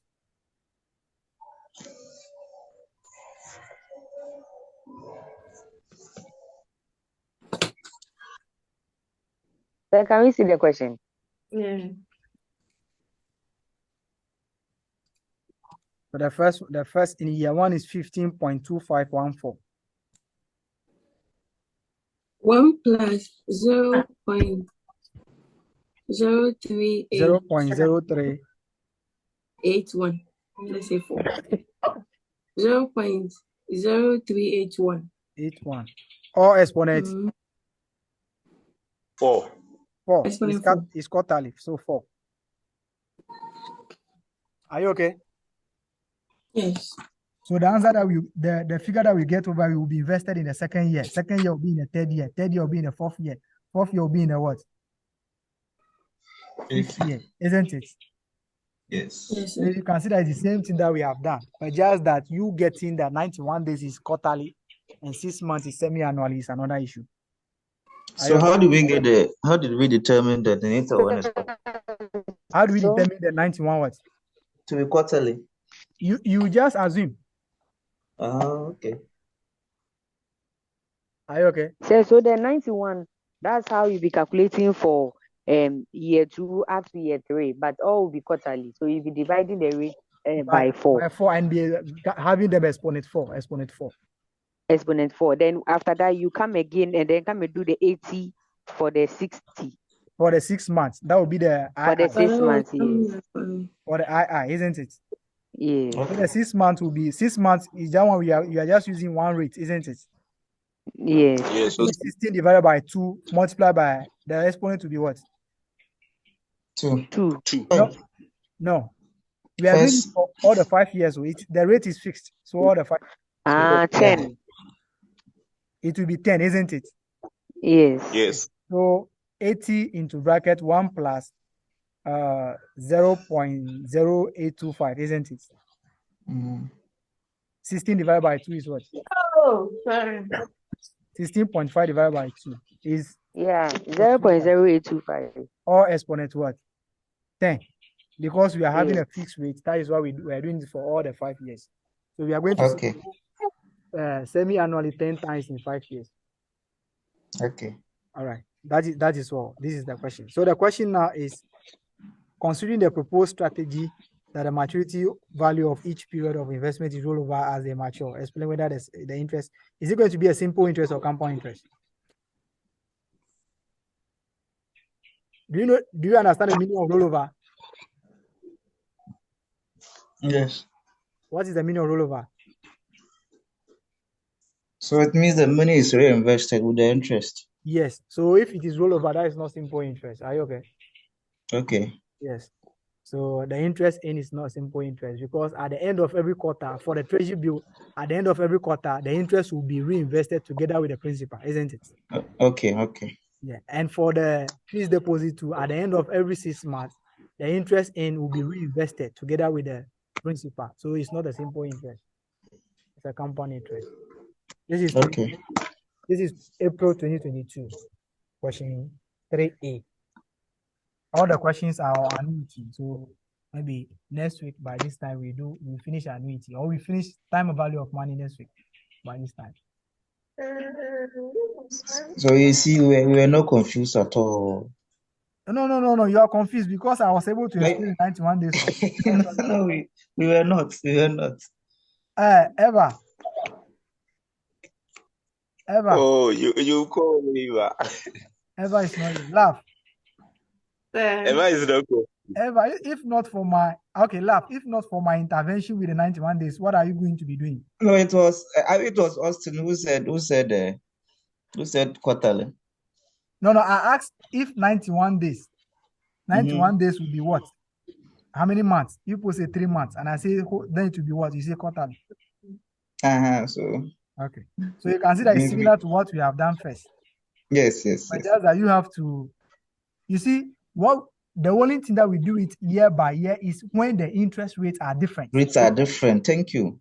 So when the interest rates are different, we do it year by year. But if you are having this interest rate year by year, you get the same value if you do it for all the years. But if we decide to do for the first year, we'll be taking to the next year.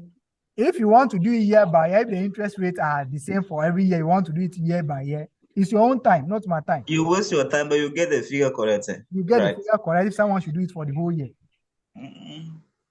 Are you okay? And I'm saying that if the interest rates are the same too, are different too, you can also do it all of them together. But people say that one will confuse you. With that long formula, okay. Yes, you can also do it that one. But if you want to do it one by one, that is your own problem. Jocelyn, are you okay now? Jocelyn, I'm fine. are you sure? Yes. The way you are talking, do you have a sister? Yeah. Yes, I have sisters. Let me pause the recording. I don't want this one to be part of the recording.